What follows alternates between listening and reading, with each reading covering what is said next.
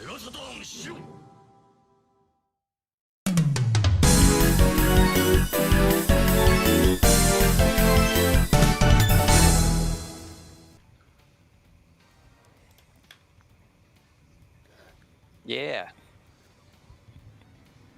Hi, everybody. Oh, Bunny says that they can't hear you, Pat. Can you hear me on the show?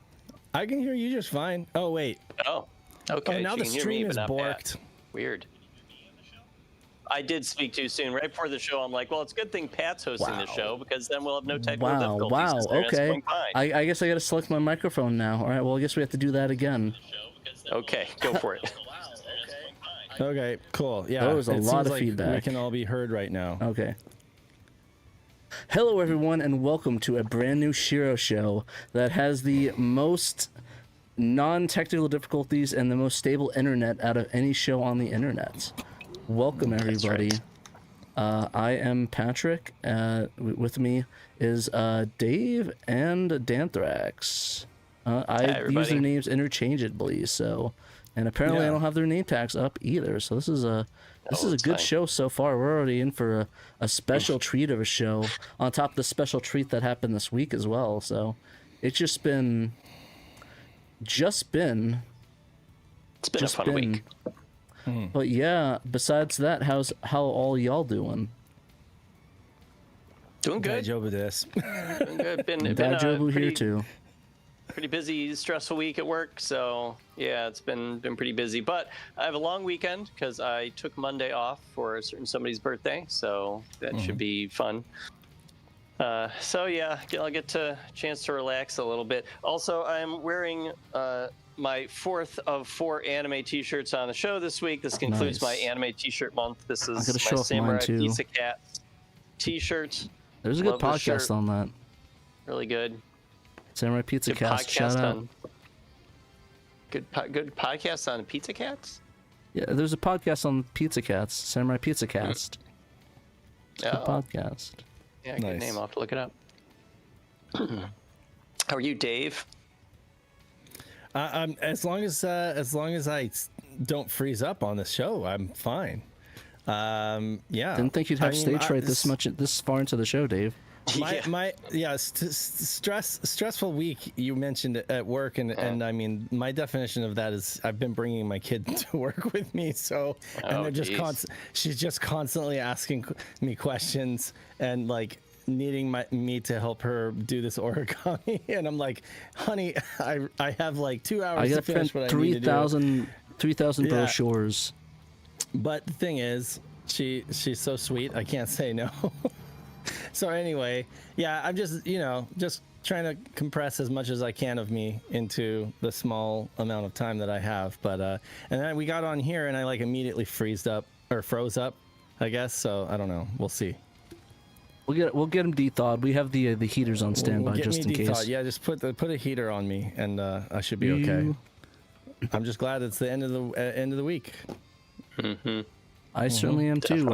After this week of SHIROs, which I don't know, should we go into now or should we just save that for the actual article of the fun we had? Let's save it for the story. Okay. When we get it, we'll get into it. But boy, if you guys are on Blue Sky, you definitely saw something, all right. Or our Discord. Oh boy. Hopefully y'all have some feelings about it. But man. But thanks for joining us, everybody. Looks like we have 20 people watching. Who wants to read off our names? We got Analog Black Sheep, Neil Henderson, Tales of Saturn, Wiener Bob is here, Slow Coin Double Dime, Paru, Polbort is here, GG is here, David Zaney, Raiden. We got Chad Clark TV, Berserker, Pudgy Bunny, Christian Diaspora, Panzer Dragon Legend. We've got Diamax Retro Gamer. Who else we have here in the chat? We got Weedmanx. Am I reading that right? Weedmanx 2. Gaming since the 80s. Hell yeah. Old school. We got and that's it. That's everybody right now in the chat. Got a lot of people popping off about Samurai Pizza Cats, though. Yeah. Well, good yeah. anime. Give us a thumbs up, like, whatever. Oh yeah, absolutely. Share. Have your significant other come watch the show with you. Yeah, have them like and then leave immediately. Whatever, just leave it on your laptop. I'm like, what is this shit you're watching? But anyway, Darch Taco. Oh, thanks to Darch Taco is here. I'm sure people will hop in. Pizza Cats absolutely was an anime. It was like from 1990 or something, and it didn't come to America for several years. And when it did, I guess they made a lot of localization changes, as was common for anime in the 90s and early 2000s. Yeah, but like I still really enjoyed it. I didn't know any better. I was like 10, 11 years old or something. It was on in the mornings before school, and it was. I remember watching Samurai Pizza Cats and Sailor Moon every morning before school. See, I didn't get Sailor Moon until Cartoon Network. Oh, really? Yeah, no, they had it on in the mornings, just like on over-the-air TV around here. So. Like Fox? I mean, every market was different. I don't know if it was Fox or somebody else, but somebody had those on. Well, I'm jealous of the people in San Francisco that got all that anime, like the Sakura Wars anime, Serial Experiments Lane, Evangelion on their PBS. I'm kind of hella jealous about that. Did they have like an anime night every week or something like that? Yeah, it's a famous. There's this dude that like introduced it. It's like specifically in San Francisco. That's where that famous Serial Experiments Lane 9/11 message thing comes from. Oh yeah. Okay. Yeah. Crazy. Oh, USA Network. I didn't know they did that either. But yeah, great show. Technically, I was kind of sad that they couldn't get him into Tatsunoko versus Capcom, because Samurai Pizza Cats is Tatsunoko, but I think he just fell through at the last minute, which sucks because that game rocks, and I would love to. I mean, we got Ninja Turtles. I actually intentionally did not buy Tatsunoko versus Capcom because it did not have Samurai Pizza Cats, and I was so mad. Oh, yeah. Wow. I was like, no, I'm boycotting this. No Pizza Cats, no sale. I remember when it was in talks that it wasn't going to the States, and they finally brought it over. Dan's like, you know what? I don't even care. Keep it in Japan. I don't want it. I have a copy. I love that game, but I don't like the fact that the fight stick was like Bluetooth and had like a little bit of latency. You know, it was like, so you had to get like a GameCube adapter thing going on and then do that in order to get it to be like really low latency. It's a shame it wasn't put on anything else, and they never ported it to anything else either. Like, it was crazy. Like, it shall live and die on the Wii, and that is it. But for all the people that say Wii has a bunch of trash games, like, they need to look again because it's got a bunch of cool stuff like that. Oh yeah, I love the Wii. I got so many games for the Wii. I got way more third-party games than first-party games for the Wii. Same. Yeah. The Wii is a lot not of Sega that games different. too. Not Somebody mentioned gaming since the 80s. Mentioned that Sonic the Hedgehog will have its 35th anniversary on June 23rd, and that's the same day the N64 will turn 30. So if you guys are a fan of Sonic the Hedgehog or a console that's bad, you got both of those. But funny enough, I actually was trying to get an N64 working on my Mister. Apparently it does not work with the Direct IO, and I'm pretty upset because I really wanted to play N64 on my Mister on my PVM, but I guess Patrick doesn't get to have nice things. I even learned that the GameCube adapter works for it, so you can set up 4 GameCube controllers, but apparently they're like, no, Patrick can't have nice things in his life, so I'm not gonna let him do that. Speaking of Sonic the Hedgehog having a birthday on June 23rd, I just watched a YouTube video a couple of days ago from, I'm looking it up here, Joe Cake, Jocake. I don't think I'd ever watched their videos before, but it was a good video in which he was reading a bunch of like Usenet posts from 1991 and 1992 about people's reactions to the original Sonic the Hedgehog release, which is really cool. That's totally sort of thing that I would do, is just like deep dive into Usenet posts just to see what people said. And he found that people were playing the game. People were playing Sonic 1 like well before June 23rd, 1991, like a good couple of weeks before. People were like, hey, I just got the game from EB Games today or whatever, and man, it's awesome. Like the second level's a lot slower than the first, but it really requires skill, you know, like they clearly, like they really did play it, like you could tell they had like a bunch of details. So it's like I don't know where Japan came up with the date for June 23rd when they put it in like Sonic Jam in the timeline, but that was apparently a fuzzy date which I mean, a lot of times that's how it was, in the 90s. Games would just sort of like get shipped out whenever they got in from the manufacturer, and whenever they came off the truck, they get put on store shelves. A universal release date was not common. Like the fact that like the Dreamcast it launched 9/9/99, and it was just like a universally timed launch kind of thing across the United States, like that. Even for consoles, but I mean for games, like stores would get games like a weeks apart. Just because some folks live in the boonies here in the boondocks, where it takes or some forever to people get with that Dreamcast were like, oh, early Dreamcast, let me just rent this, and oh, I misplaced it. Oh, well, I'll pay the replacement fee. Okay, now it's funny you mention that, because I think Dreamcasts were available to rent early before September 9th from like Blockbuster. That's what I'm saying. Yeah, that's why I'm saying that. Also, I think history might just prefer to go with like the last date that. Okay, so it finally made its way into like, I don't know, every store. The middle of the United States, like the Rust Belt or whatever, and it's like, okay, those guys finally got it. Now we can officially say that it's been released, and that's the date that we'll call the release date. Maybe because otherwise people would be like, wait a second, I didn't have it then. So I don't know. You have to keep in mind as well that like you said, this isn't the industry it is now. There's a lot of people like TB Toys, they don't give a shit about video games. Oh, we just got the shipping, and let's just release it now. We don't need to. Well, let's not wait for the thing. What are they gonna do? Not ship it? Or with Sega, like especially with the Dreamcast, what are they gonna do? It'd be like blacklist us from it. I mean, it's like they're already on the dire straits, so it's like a lot of people just didn't care. This isn't like now where it's like the massive distribution deals. I mean, there were still some back then, but it's not like anything crazy. So seeing a game earlier, playing it earlier, people even importing it wasn't, because still games were like released years, like months before they're released here. So people that have import shops just grab something cool and bring it from Japan or import it, and there you go. Yeah. I mean, the same thing even goes for like Pokemon cards, or has gone. It's like there are some shops that would get certain series a week earlier than others. I don't know if that's the case now. Now everything's pretty synchronized, locked down. Yeah, but it's like back in the old days, it was like the olden times. You go to the store, you go to the Target, and it's like it's supposed to be out. They don't have it yet, and they don't have it for like a week or something. So that happens. Alrighty, I guess before we start, do you guys have any pickups you want to talk about, or? Nope. Don't think so. Actually, no pickups this week. I actually had a couple. But I don't have it to show. It's like I can't get to it right now, so don't worry about it. I actually went to LA this weekend or last weekend for a bachelor party and a Rush concert. So I unfortunately forgot to grab the Rush stuff, but I have a Rush jacket downstairs. I'll probably show it on the next show. I'll try to remember it.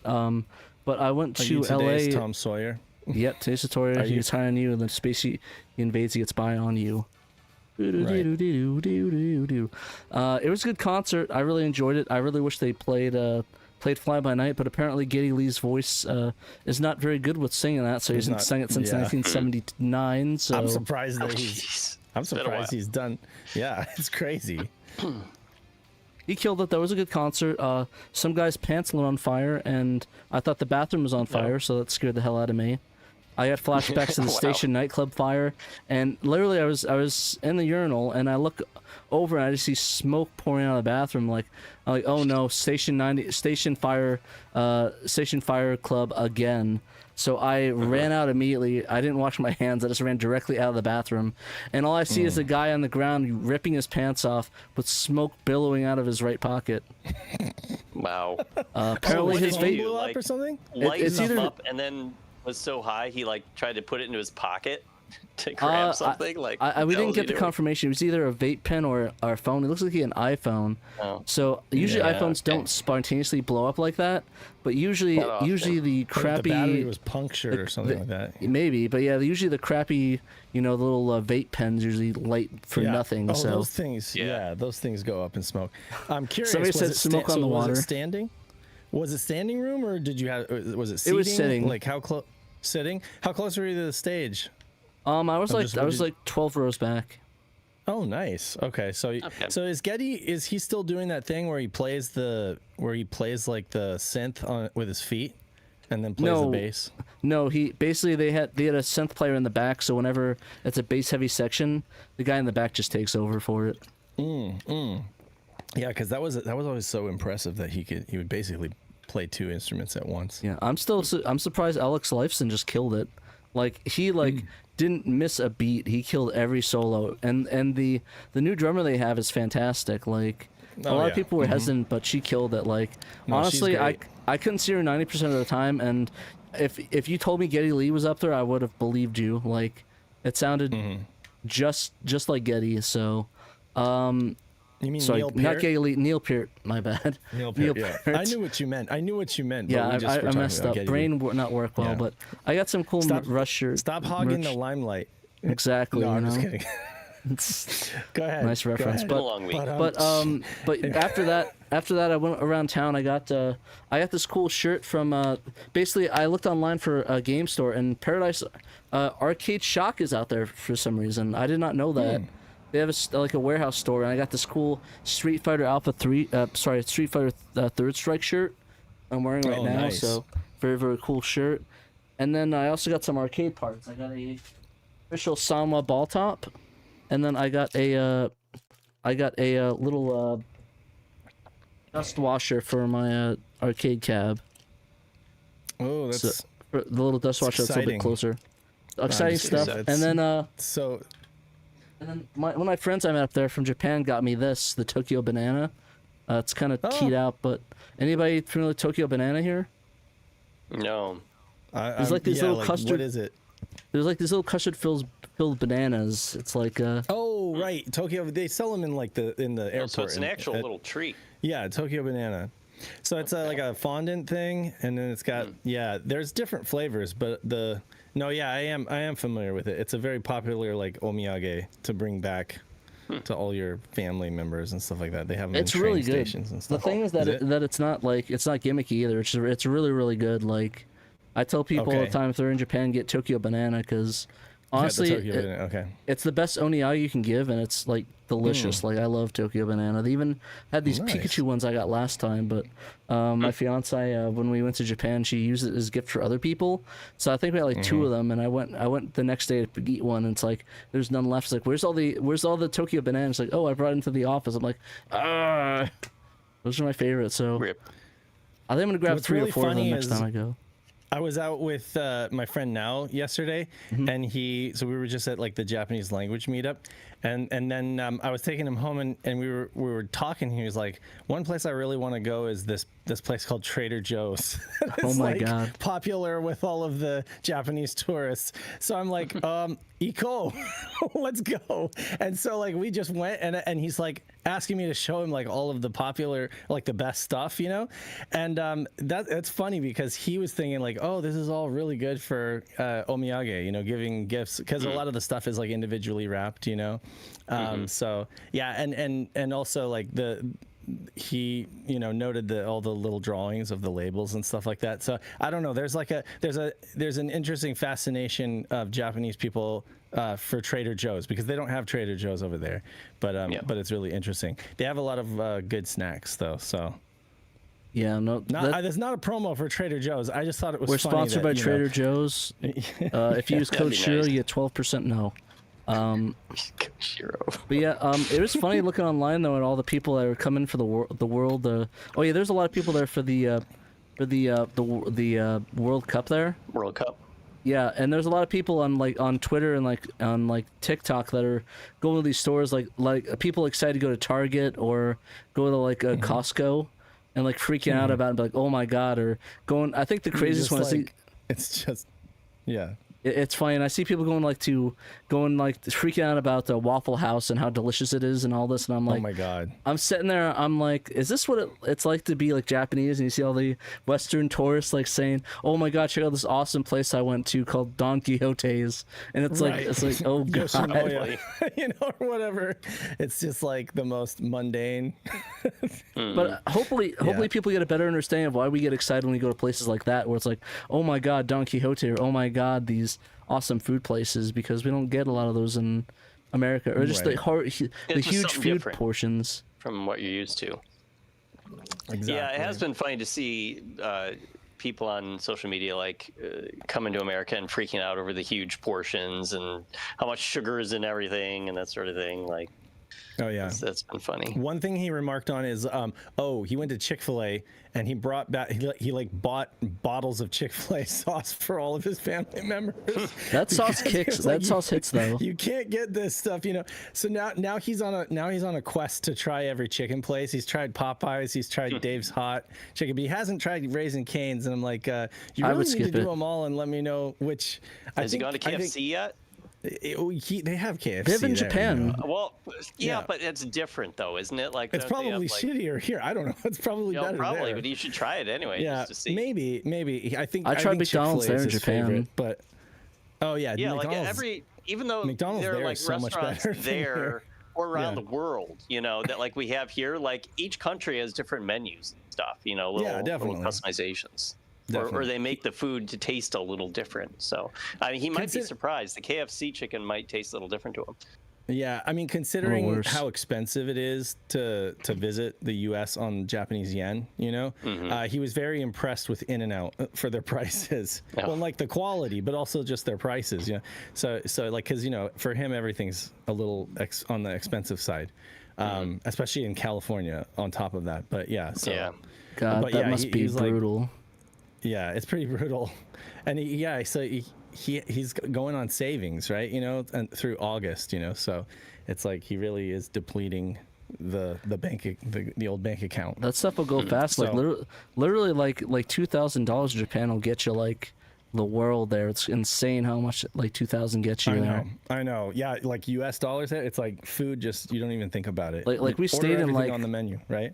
We stayed like in like 4 or 5-star hotels, and it was like it was like cheaper than staying like in a 3-star in California. It was nuts. In California, absolutely. I don't. And they give you all this access and stuff, all these like club level stuff. Man, if you guys haven't done a 5-star hotel, definitely recommend Japan in doing that because man, they will bend over backwards for you there. But do remember though that you need to put the key card in the door. I didn't know that there was a thing until I went there, but that's a big thing they don't tell you. Key card in the door to activate the room. I don't know why they don't tell us that and tell you that in the travel guides. Nobody let me know about that. So, as opposed to doing what with the key card? Throwing it on the counter, put it in your wallet. Oh, like you have to like leave it in the door? No, you have to put it like there's a slot next to the door. You put the key card and activate the room. Isn't that pretty typical though? Like in America? That's how the last hotel I stayed in worked like that. That was the first hotel I ever stayed in that did that. It was like a Spring Hill suite or something like that. Like we stayed in like I stayed in the Hyatt multiple times. Never did that once. Like when we were at PRGE. Give you like actual keys? No, the Hyatt they had key cards too. I don't like. But they didn't make you use it on the door. No, like that was the first time I ever had to use a key card on like the actual door to activate the room. Like we were sitting there trying to activate the TV. That's so bizarre. Huh. Yeah, no, that's not just a Japan thing. That's not a Japan thing. There's a lot of. I mean, like our hotel in Boston was like that. That's crazy. That must be a new thing. Maybe I think that a lot of them are just converting over to it because it's so easy to just change the key card immediately and lock the person out. You know, like it's really easier for them. You know, and the key cards are cheap. So but weird. Okay, but weird.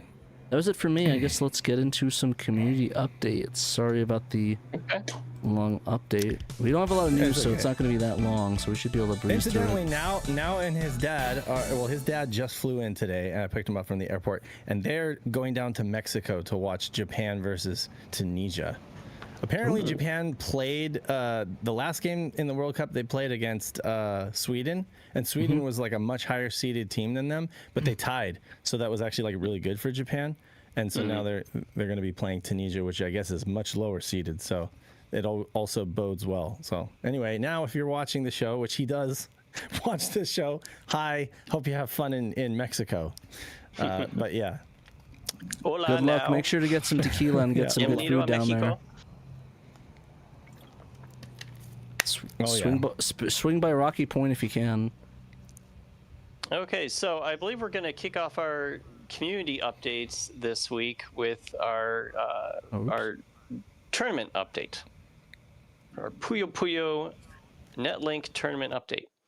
This comes from Double Dime, as it usually does. He says, congratulations to Zidane and former Saturn Bomberman tournament champion Mikshin for winning the finals in the U.S. West Coast and European brackets, respectively. Congrats to you two. Nice. They will both be awarded a special hat prize designed by Saturn Dave. We are waiting on the notorious VDP versus Retrospectors in the East Coast to see who gets to go up against Zidane for the U.S. overall champ. Ooh. Round 3 deadline is the end of the month, so get those Puyos Puyoing in the East. GPUs. Yeah. So there you go. We have 2 of our 3 bracket winners. That's good. And it's only taken us a few months, so maybe not even a few months. We're on a good pace. Yeah. So I think people have been having fun with Puyo, and it's funny. It's like sometimes people like reach out and be like, "Hey, I want to test my connection," or just want to like play a random game, and they'll be playing Puyo because they want to like practice for the tournament or whatever. Yeah. So, but that's good. Puyo NetLink edition or X-Band edition technically is getting play thanks to the tournament. That's awesome. Play and play, baby. Play and play. And so next, I believe. Go ahead. What? Oh, sorry, No, Dave. nothing. No, it's okay. Okay. I was about to get us into the weeds. No, I'm zipping it. Okay, fair enough. We'll move on then. We had an Editor's Corner podcast come out over the weekend for the public. Of course, our wonderful Patreon subscribers had access to that, like a good week or 2 beforehand. But now anyone can listen to it, and so hopefully you have. What was it about, Pat? Because you were one of the 2 people on it. So we basically did a deeper dive into ISIX. So this was a podcast about the latest PandaMonium video, Digging for ISIX, which is the video about Double Switch, but it's pretty much a documentary all about... The stream is broken. So this thing not enough getting enough. It's bad for me, and I'm seeing Berserker say the same thing. Chugging. Smooth through such user experience. Yeah, it's giving me a chugging. That's weird. It shouldn't be. I got. We're all smooth in Discord, but it's saying we're not, but it's like I'm getting good. I'm not getting dropped frames or anything. It is looking rough on YouTube for me. See, that's the same thing that happened. Oh my god, I'm so tired. Like profoundly tired. Nope. Hey, we're back. We are back in black. Hello, everybody. Welcome. We are back. Hopefully, I hate to say hopefully the stream's a little bit not bad. Looks like the bitrate's fine. That was kind of weird. Oh, okay. All right. It's not as choppy. Yeah. Sorry about that, everybody. Alrighty, so I guess let's go back to Digging for ISIX. So I'm tired. Yeah. So it was you and PandaMonium talking about this, right? Yep. So we basically to summarize it, we basically went to Digging for ISIX. So that was PandaMonium's latest video. Unfortunately, like I said, we wanted to do a commentary track on it, but it was going to be very, very long, like 8 hours of commentary. So we couldn't really do that. So we decided to do a podcast instead. Yeah, just kind of, you sort of summarized, kind of like hit up each chapter a little bit and gave your thoughts. And you were kind of interviewing Nick really about the process of doing this big documentary on digital pictures and finding out what he kind of, how he felt about it. Yeah, no, it went really well. Like I said, I wanted to dig into stuff that I noticed that I had questions on that I wanted to have him reiterate. And we went chapter by chapter, like a commentary style, and asked like stuff that I kind of knew. Like, I kind of knew stuff about, but I want to hear from. Okay, hold on. I'm just going to try to fix this.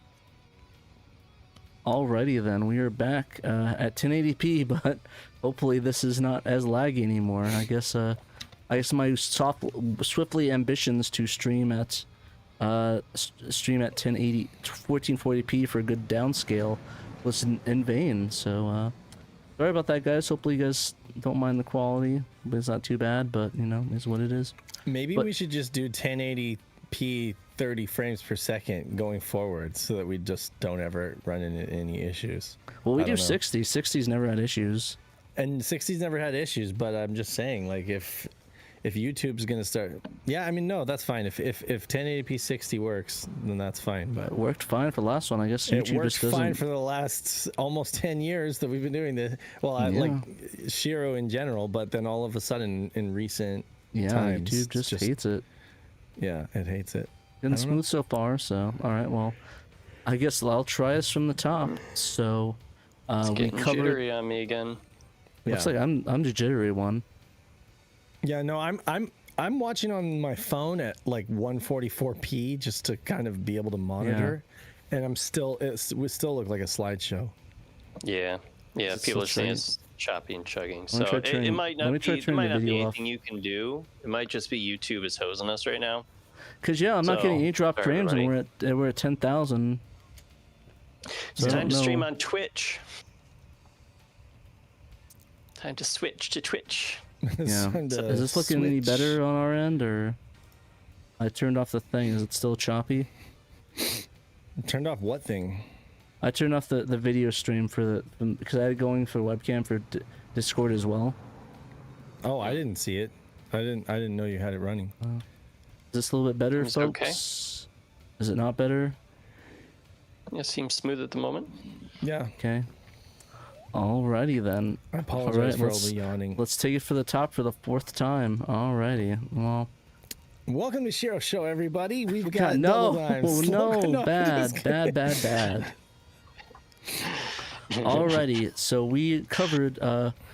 So for the editor's corner, we covered Ding for ISIX. So this was PandaMonium's latest video in his docu-series. This was about 8 hours long. Well, not the podcast. His video was 8 hours long.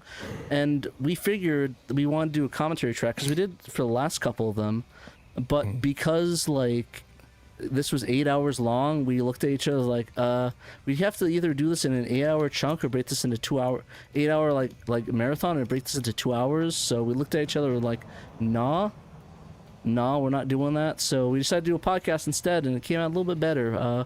We make sure to go chapter by chapter and make sure that everything was we discussed was on point, that we go through and dig a little bit deeper on questions I had on it, questions that he wanted to elaborate on, and just stuff that was mentioned. So I think one of the biggest ones is that we didn't really talk about how Ken passed away from the docuseries.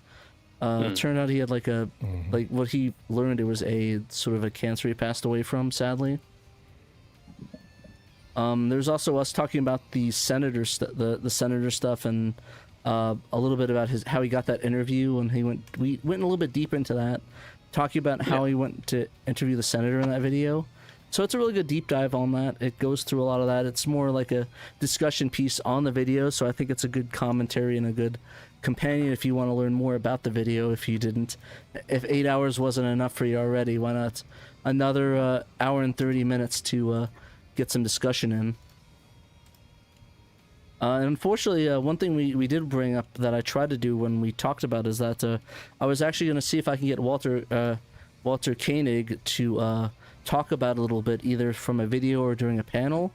But unfortunately, before the video was released, he canceled on it. So I was actually hoping to reach out to Josh Fairhurst and maybe see if I can get him autographed one of the Maximum Overdrive manuals. But unfortunately, he canceled. Nobody knows why. Hopefully, it's not health issues. But I do hope that we see him again, and I'm able to ask him about that and maybe get some more info, because he seemed very enthusiastic about the whole process, at least compared to his co-hosts. So, but the video was very, very fun to make. It was up early for patrons.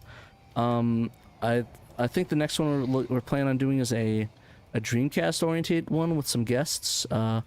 Unfortunately, my June is apocalyptically bad, so I don't think we're gonna really get to that one until July. So hold tight for that one. Sorry again about the apocalyptic schedule I have in June, but it should be calmed down by July until about November, when I go to Japan again. Okay. So yeah, definitely give that a watch. Did you guys check out at all, or have you had a chance to check out the Editor's Corner? I listened to like half of it. It was good. Yep. Yeah, I listened to it. It was good.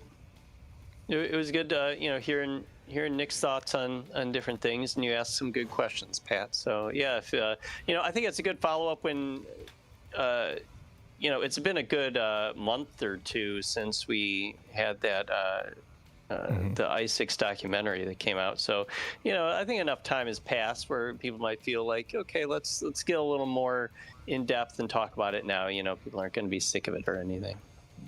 Yeah, I think Nick was very nice. I think he was waiting for us to record that before he did his whole press tour with that. I think he's going to go on a couple other podcasts about it if he hasn't already. I don't know. He was telling me he got a couple requests for podcasts, so he was nice enough to wait for me to do that, which he didn't have to. He can obviously go on another podcast to talk about it. So I just want to thank Nick for doing that. Mm-hmm. And making sure we get that out. In chat said, "I think Editor's Corner is really good." Oh, thank you, Berserker. You liked it. I really enjoyed it. I'm hoping to get more of those in that style down. I know Dave and Peter has his own style. I was hoping to do like my own little style where it's like that little window thing, that little background.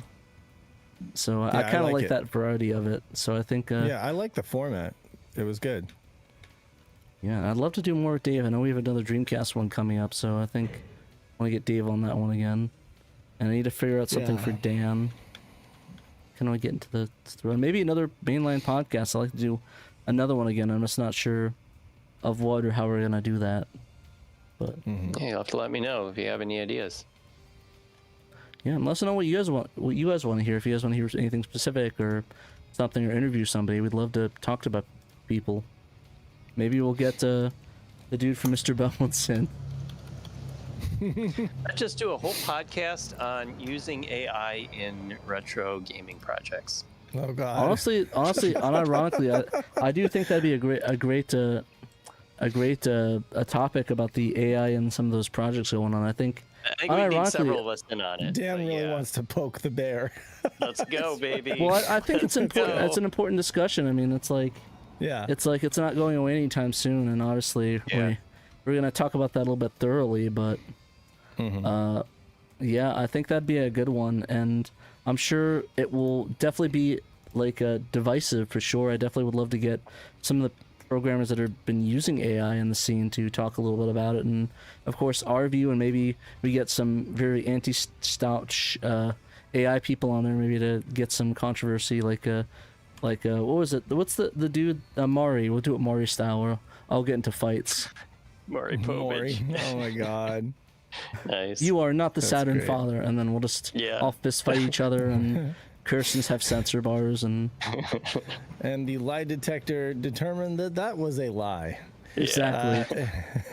You say you did not use generative AI. That was a lie. AI tells us you're full of shit. Anyway, okay, so sorry for throwing us off track. That was totally my fault, everybody. We do have one more thing we wanted to talk about. That was a good idea, though. Yeah, thanks. That is a good idea. Update section. Kind of as a follow-up to the Digging for ISIX podcast that you just did. Shadow Mask actually wrote an article this week about his process in turning that entire 8-hour Digging for ISIX video from PandaMonium into a video you can watch on your Sega Saturn. Yeah, with I mean, Cinepak. what a good way to watch it again. That is saying something, considering how long that thing is. Like, that is incredible. I kind of kept it as a surprise. I actually do not know how many discs that takes up, and I'm excited to find out with the rest of you how many disc images he needed to do that. It says right here, weighing in at a cool 7 gigabytes and spanning 12 discs. That's not bad. Using the open source tool Cinepak Movie Disc 1.0 by Trekkies 118. Sure. This is both the longest video produced by SHIRO's own PandaMonium and Shadow Mask's girthiest Cinepak release yet. Those are his words, not mine. Girthiest. Right? Yeah. Let's pretend that was him that brought that down. I didn't edit that in. A full 4 discs longer than the Phantasmagoria release. Right. Which is the largest Saturn game. You played Phantasmagoria or watched Nick's documentary. Yeah. I think you know the answer on this one, folks. Well, there's also the birdcage of horror that got Wasn't that ported from the Dreamcast? Dreamcast. Well, yeah, but they made Shadowmass made a Saturn version. Oh shit! The video. Because I mean, it's all just videos anyway. You know? Right. So, Mhm. yeah, Damn. you just turned it into videos, and I think that one is like so long that you have to use an ODE to watch it. Right. I'm not sure. There might be a disc version, a burnt disc version for it, though. I don't know. You have to correct me if I'm wrong.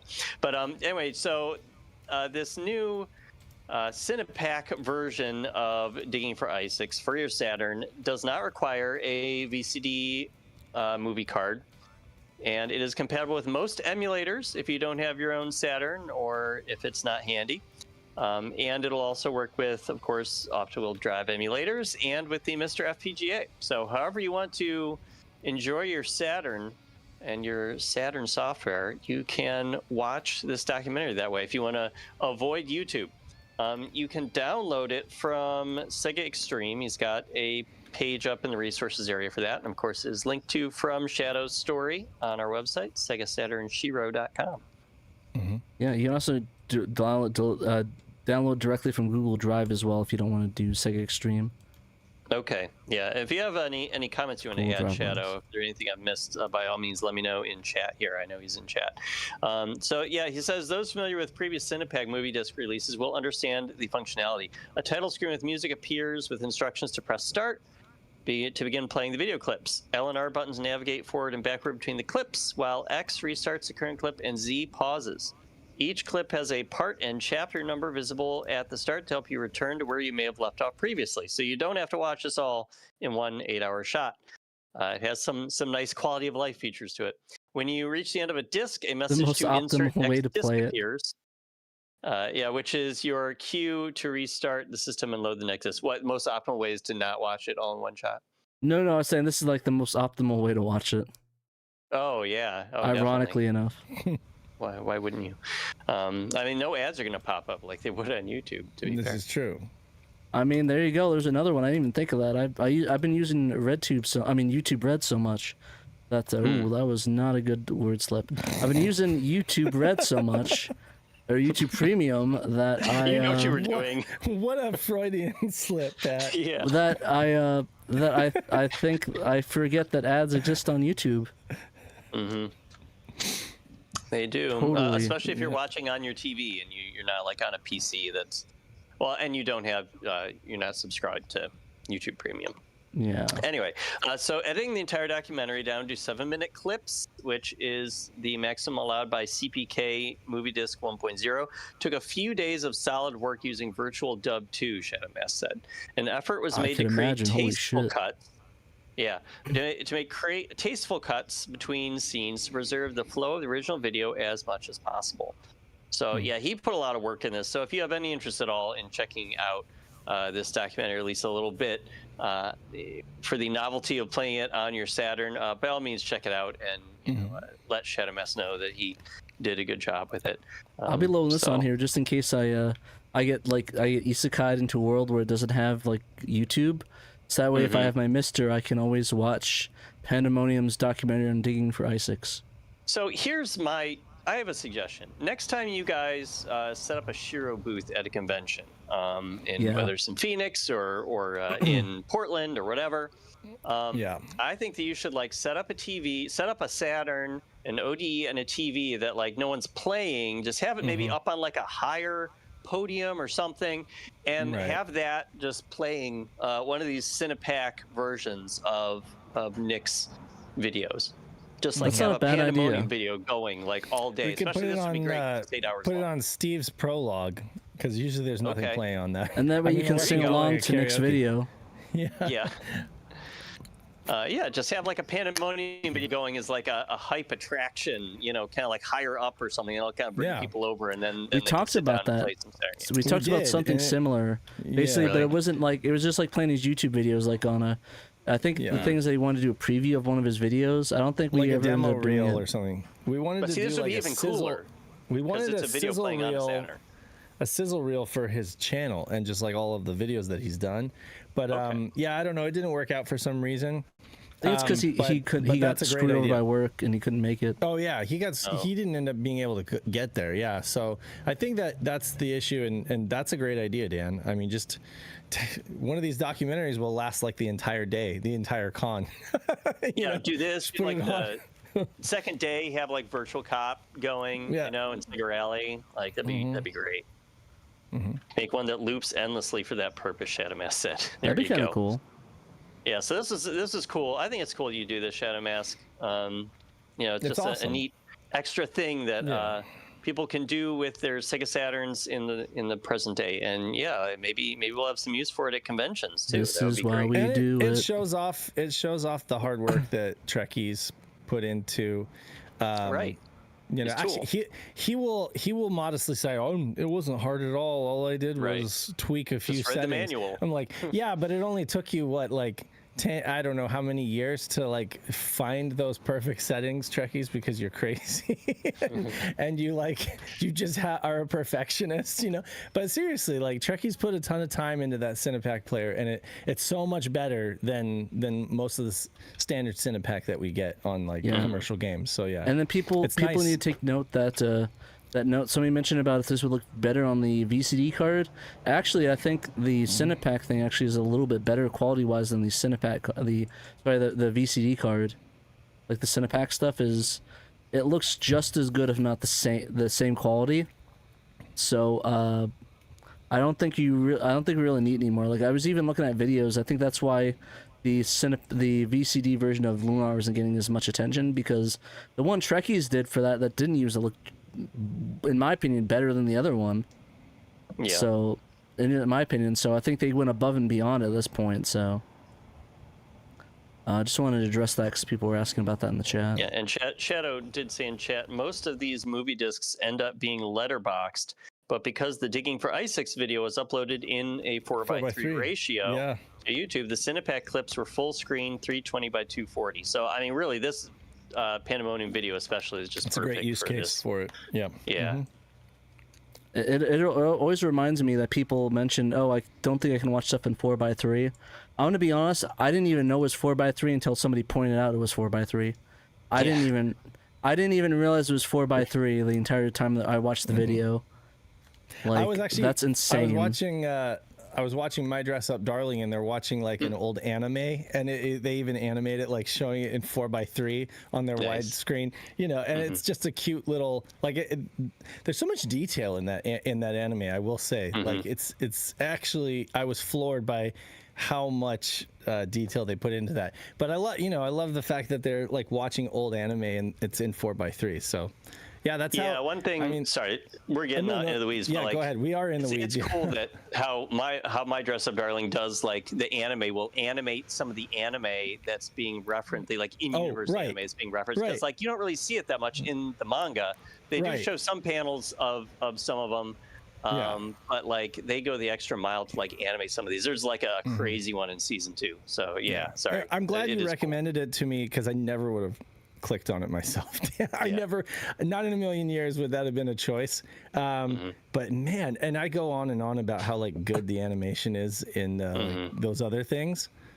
It's just as good in this show. Like they really hone their craft. Like Cloverworks is really good. The movement, the like, I don't know if they're doing rotoscoping or something like that, but like the movement is just so good. So yeah, sorry, in the weeds, but for what it's worth. Turned into the anime show for a second. Yeah. Hey, by the way, because this is the end of our community updates segment, but do you guys think like that Peter's Best of Saturn should actually be in the community segment and not the news segment? Because he's not really like reporting news. They're like, little features. What do you guys think? I like it. It's a nice break between stories. Yeah, and it gives us something else to talk about when there's no stories, So, but I see your point. I mean, I see your point, but since that same mentality, we're a community, with that same mentality, would it be the same thing for Under the Microscope? Yeah, well, like almost everything is community stuff. Because Under the Microscope is always coming up with new cheat codes that we never knew about before, or new debug screens or whatever. So, like, I feel like that makes more sense as news, but. Okay, we can keep it under news. I just I something like it for now. thought of now and threw up. No, threw it I out mean, you're there. right. You're right that it's not news, but it might be news to somebody who's hearing about the game for the first time. True. Wah, wah. No, but seriously, I think it's just like Pat said. It's a nice little deviation, you know, and keeping it within the news articles. It's cool. Yeah, I'm fine with that. See, Chad Clark said the same thing. Didn't you realize it was 4x3? See, people, I better not hear anybody say that you can't, that 4x3 is unwatchable ever again. I see that on some videos, and like, you don't notice it after a while. You just don't. I didn't even realize it wasn't 4x3 until someone pointed it out. Okay, so Sasquatch asks, is all of Peter's stuff in one area? Yes. If you go onto our website and you go under, like, at the top it says articles, podcasts, videos, etc. Under articles, it says Best of Saturn. If you click on that, it will list every single Best of Saturn that Peter has written. We have there's a lot of them. Like there's 7 pages worth. Yeah, there are 7 pages. Yeah, they're all and each one of those pages has like, I don't know how many articles like on 20 it, but yeah, or something. There's a lot. And the craziest thing is that these aren't all of them. These are the only ones that Peter started putting to his site. We still have best ofs that are on the Facebook page that are not on the site. Peter has best ofs. Peter has best ofs that are written and just haven't been published yet. That's the other thing too. It's like he does these in batches, you know. So you guys have Best of Saturns for a long time. Raiden suggests Peter deserves his own thing. Well, if we were to make a Best of Saturn segment on the show, then we also would need a new jingle from Random. But Random has been he's been very busy lately with. Speaking, I have unused jingles we haven't used. Is there an unused jingle? I didn't realize. We have a lot of unused jingles. Like, I can play a couple, and they're in the folder. I have one. Basically, Random sent me like 15 of them, and I only used the ones that, like, there's some stuff that people have not even heard yet. Let me see if I can find some. Yeah, grab one, pull one up. Let's do the Best of Saturn segment right now. That's the intro. Brand new Best of Saturn jingle, whatever you do. That's the news. That's credits.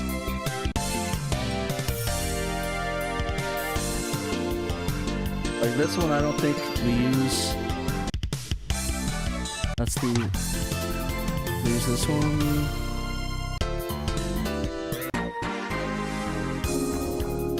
Yeah, there's still a few that we do not use. All right, play one. I just played them. Oh, okay. The audience heard it. You guys didn't. We don't hear it. Okay, I didn't hear it, but okay. Yeah. Right. So Linkle Liver, right? Yeah, Linkle Liver story. I'll read it. Wait, don't we want to do the under microscope first? No. This is the new Best of Saturn segment. This is the new Best of Saturn. Okay, I guess let me get the Best of Saturn Saturn segment theme. Yeah.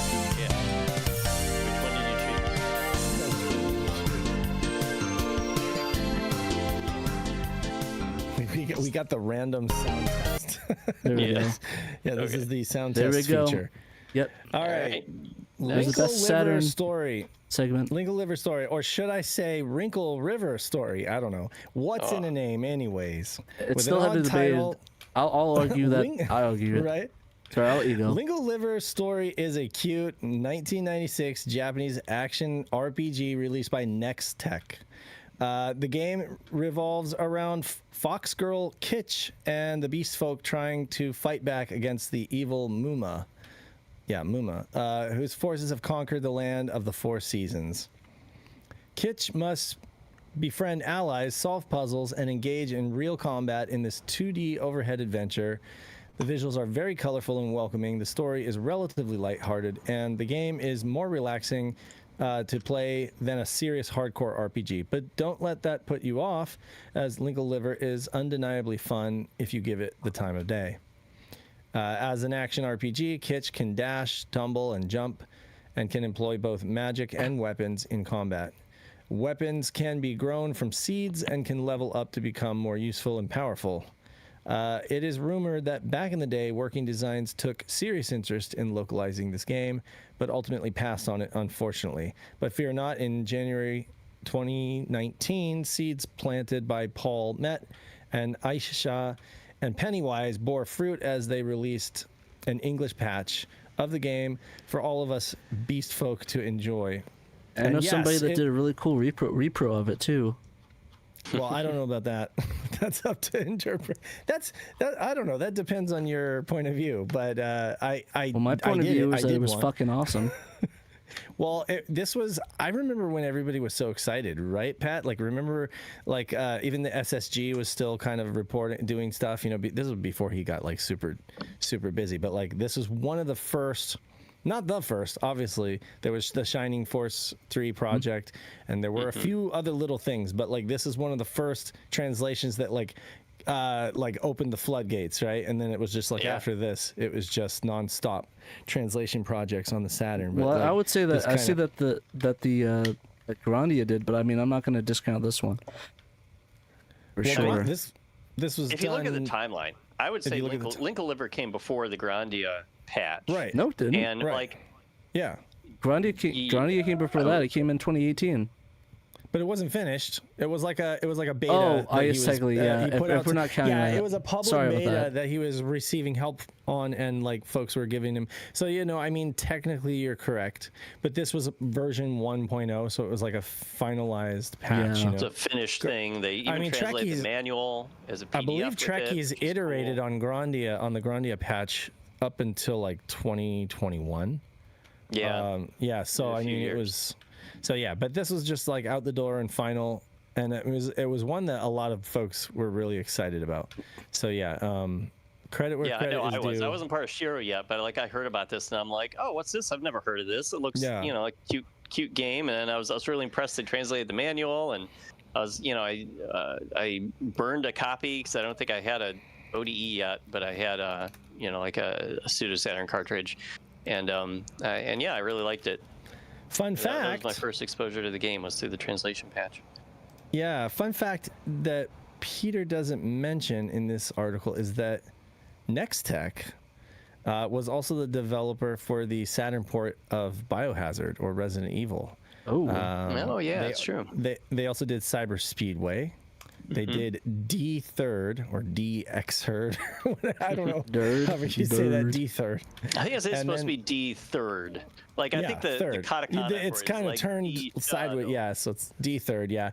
And then also Battle Arena Toshinden Remix and URA, which, I don't know, those weren't as good. But yeah, it's kind of funny you mentioned the name thing, because that's also another contention with Linkle Liver Story. A lot of people believe it's actually supposed to be Wrinkle River Story, but because the side of the box says Linkle Liver Story, like, we don't know. Like, in my opinion, yeah. Next Generation Magazine went ahead and just made that assumption. Well, okay, sorry. I say they made the assumption. Someone might have told them. Someone might have tipped them off. I don't know. But I know now, in retrospect, that they had a reputation for jumping to conclusions and making assumptions, like the ones that they made about the Saturn's architecture. So they just decided, we're just gonna publish our review of this game and title it Wrinkle River, and so they did a review of the Japanese game, and they just like assumed, I guess, and maybe they did that in preparation for a potential Western release that never came, but they did this again. They did so they did. There's a couple instances of this, like where they called what is it? The Gun Griffin. They called it Iron Storm, and I think that was actually a working title for Gun Griffin. Yeah, so I don't know. Maybe it was. Maybe they actually were tipped off and knew what they were talking about. But again, there aren't any wrinkles or rivers. I mean, maybe there's a river. I get. Yeah, there's a river in the first area. There's like right there. Yeah. See, there's a river. But it is not key. It is not in any way like. No. In the game script, a river is never mentioned, nor are any wrinkles. So I just don't know what that actually means, Well, I don't think that they mentioned any livers in the story either. I didn't see any like no organs livers. Or like anything on there. Liver. Yeah, I mean, so there's not a lot. But yeah, like I said, that this actually is one of my first import games. When I got it, I saw the name of it and I was like, Linkle Liver Story. That's kind of an interesting name for a game, and I bought it, and that's one of my first imports I ever got for the Saturn. I got that with the Die Hard Arcade, I guess, down in my Deca, House of the Dead 2, and then I think there's another one, but I couldn't remember. But one of them was Linkle Liver Story, so bizarre game name, but really fun game, and still pretty playable in Japanese, but I'm glad they made it more playable in in English. But yeah, like I said, I'm still calling Linkle Liver Story until anything else it says on the box Linkle Liver Story. If that's what they want to call it, that's what they're calling it. So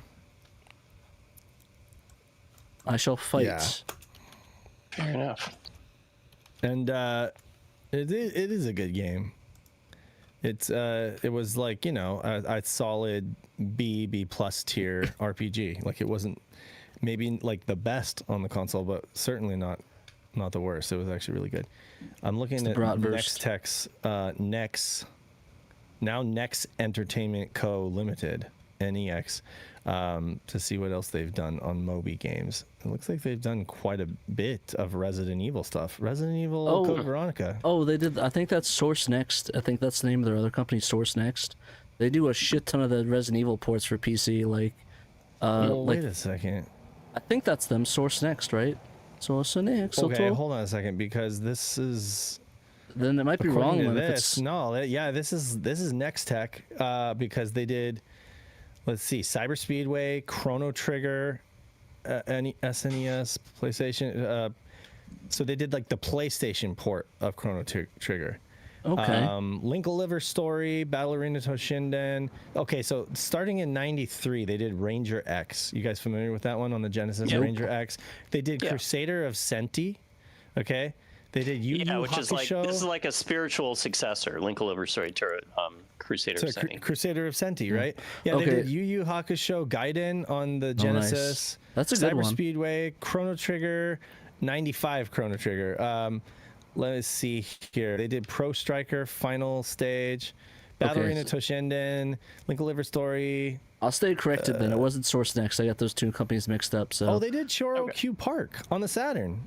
Oh, nice. Really? Because that wasn't listed on the... Okay, they did Choro Q Park as well. Melty Lancer, Dino Crisis, Code Veronica, Time Crisis, Shining Soul. I'm just surprised to see how prolific they were. Children of Mana. Time Crisis games. Anyway, okay, we can move on. Move on to the actual news segment. Finally, we have 2 articles for this. Okay. All right. New segment, music go. We getting through a lot of music this cast. Yeah, we are. Legend of Oasis, or Oasis, if you're not a weirdo like I am. Yeah, tell us about it, Pat. Okay then, so Legend of Oasis. So in this edition, he discovered a cheat code that enabled the debug mode and maximum stats in Legend of Oasis a few years ago, but there's more lurking within the game's code. There's another code that enables debug mode alone without maximum stats. This new code allows you to jump straight to the staff credits. So actually, fun fact, when we revealed on when he did Symphony of the Night about that staff credit, I actually did that trick to speedrun it, and at a party I went to my friend's bachelor party on when I was in Vegas. I forgot to mention that, and I told him I'm gonna beat Castlevania Symphony of the Night in front of all y'all, and they started groaning because they thought I was actually gonna play it. But I went in, put staff, started the game, and I beat it, and I got to the credits. So I was like, well, I beat the game, so technically speaking, I just did a world record speed run in front of them. If the goal is to get to the credits for a speed run, Patrick has done it by entering a name and hitting the start button. So, congrats. I officially hold the fastest speed run for Symphony of the Night, and I could do it on stream too if people want me to do it. And, I might do it just for the lulz. I might make that a video. Just Shadow Forks Games. They like our shirts today. Appreciate it. Exactly. Thank you. We try to keep it rocking in the real world. I don't know what that had to do with anything, but anyways, going straight to this. Sorry about that. The staff credits made me think about that. So the archaeology. So back in 2024, he posted about Legend of Oasis, aka the story of Thor 2. Doesn't it have like a third name too, or is it just Story of Thor 2? No, I think it's because it's called Story of Thor in Japan as well. Yeah, and it was a sequel to the Genesis game, something Oasis. Beyond Oasis. Beyond Oasis. There you go. Beyond Oasis. Yeah. That's a good game. Which was just the Story of Thor. Right. Yeah. But anyways, so he posted about it. Legend of Oasis has a debug mode and talked about how to unlock it, but he couldn't find the original source for the action replay code, and the earliest reference he could find on the way back from machine was from 2017, but he knows for a fact that it was probably before 2010. But the action replay code works by clicking on that image and making it bigger. The action replay code works by modifying the values at this address and goes through it, turning the debug mode on. And after entering it, a banner during gameplay indicates that you're in debug mode, and special debug controls are activated. The cheat method described above, holding right Z start when beginning the game, does that, plus more. It maximizes your stats, so on top of being a badass, you're also a bigger badass. Oh, there's one image. So yeah, just to maximize all those stats, gives you all the keys. So if you ever wanted 99 keys for some reason and 99 bombs, you got those for bombing stuff and keying people's Honda Civics and, you know, whatever universe this game takes place in. You know, could never need enough keys to doing that. So he goes through get your decompilation about that and goes through that and goes through the codes. And here's something he missed though after going through all that. When he looked at the game, there's actually another way to activate debug mode without hacking. The function at this address executes when you're on the select mode. The function checks whether the new game is being highlighted, whether Control 2 is holding down R, and Control 2's progress towards the entering the button sequence Z, A, up, Y, right, left. If you put the sequence in correctly, the debug address from above gets updated. No stats get maximized out though. It's like using the action replay code. So I actually found a way to use it without using an action replay, so you can actually activate it without, you know, having the need to use an action replay in your Saturn. It actually allows you to do something else too. If you hold LR left and press Z while starting a new game, then any FMV plays and the staff credit rolls. So another way to do speedrun in Legend of Oasis. Yeah. Cool. So that's pretty cool. You don't get to put in your initials after the credits if you cheat. The function that handles the name entry bails out early if it sees the debug address is set. So probably just keeping it so you don't cheat the system, or, you know, tell your friends, oh, I beat the game, here's the screen I took a picture of. So lets you know that you're a cheating bastard if you try to do it that way. But it's not like anybody figured that out until now, so it doesn't really matter in the end, does it? Maybe it does. You don't know. It takes place in your linked liver. Hot. Damn, everybody got to check their liver health. Don't want to... You kind of need those. Don't want to do that. So yeah, a couple of interesting cheat codes for you know, pretty well known and beloved Saturn games. So it's good that Bo checked that out and got the information out there. Now we all know. Alrighty, so on to our last article, which definitely, this is the fun one. definitely this You trying to talk, Pat? I'm just getting triggered from all the awfulness of what happened that week. It's So okay. Let me it's a take bit it over. divisive. Oh my. Yeah, Okay, there's a lot so going on here. Oh had my. some new patches come out this week, and those patches God. add an English translation and 3D controller support to Steamgear Mash. Now, I say there are multiple patches because you can kind of like pick which one you want, which functionality you want, or you could Pick and choose. apply both. Yeah, so these patches come from Swinavir Pendergren. I'm going to go with that pronunciation. I'm sorry if that's wrong. But Swinavir Pendergren uploaded these patches Monday to Sega Extreme. You can download them. And just as with Swinavir's English activation patch for a Miracle of YLA, or YLI 2 weeks ago, the zip file includes 3 methods to patch the game. It has an SSP file for use of the Sega Saturn patcher, and that has both the English translation and the 3D controller support. Then there are 2 X Delta patches. One of them will add the English translation, the other will add the 3D controller support. And then it comes with 2 Lunar IPS patches. For, again, one's the translation, one is the 3D pad. It's going to play Lunar for some reason. Yeah, no, not Lunar. Swinavir is in the chat here too, by the way. Oh, is he? Okay. Hi, Swinavir. Or they, I don't know if Swinavir is a he, but hello, Swinavir. Thanks for joining us. So yeah, the reason that there are like a couple of patches for the X Delta and IPS versions is that they don't overlap each other as far as what they edit in the game. So you can, if you want both 3D pad support and an English translation, then you can just apply both patches one after the other to the same image, obviously, of the game, and it'll give you both, and there'll be no problems. Or if you like using the Sega Saturn patcher, you can just apply that one, and it gives it all to you in one straight shot. Any way you want it, that's the way you need it.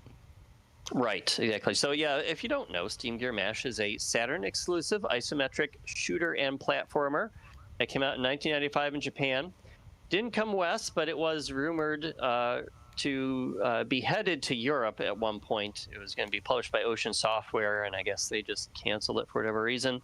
It was developed by Tamsoft and published by Takara, which is the company behind Battle Arena Shinden, D3rd, and Churo Q Park. They didn't develop it like NetLink did. They published it.